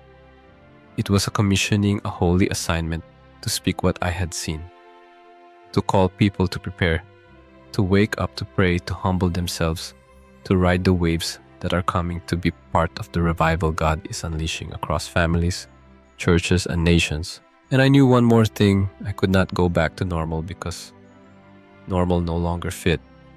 Not after standing in the courts of heaven, not after seeing the fire of Jesus' eyes, not after receiving the flame. He placed in my spirit the flame that now burns for one reason: to be shared, to call the world to awaken, to call you to awaken, for the time is now. Friends, this is not just a story. This is a reminder that Jesus is calling us to wake up, prepare, and pray. 2025 will be a year of turmoil, but also a year of revival. If we are ready, God is not looking for perfect people. He is looking for willing hearts, people who will walk through the storm with Him, people who will bring His fire into their families, churches, and communities. If this message resonates with you, let me know in the comments what you are praying for. Or just write, "I am ready," if you want to say yes to God's call. Don't forget to like this video so more people can hear this message, and subscribe to this channel with the bell so you don't miss the next words of encouragement and prophetic insights that will help you prepare for what is coming. Together, we can build a community of faith, prayer, and action, preparing for the revival that God is bringing. Thank you for being here. Keep praying, keep preparing, and keep your eyes on Jesus. See you in the next video.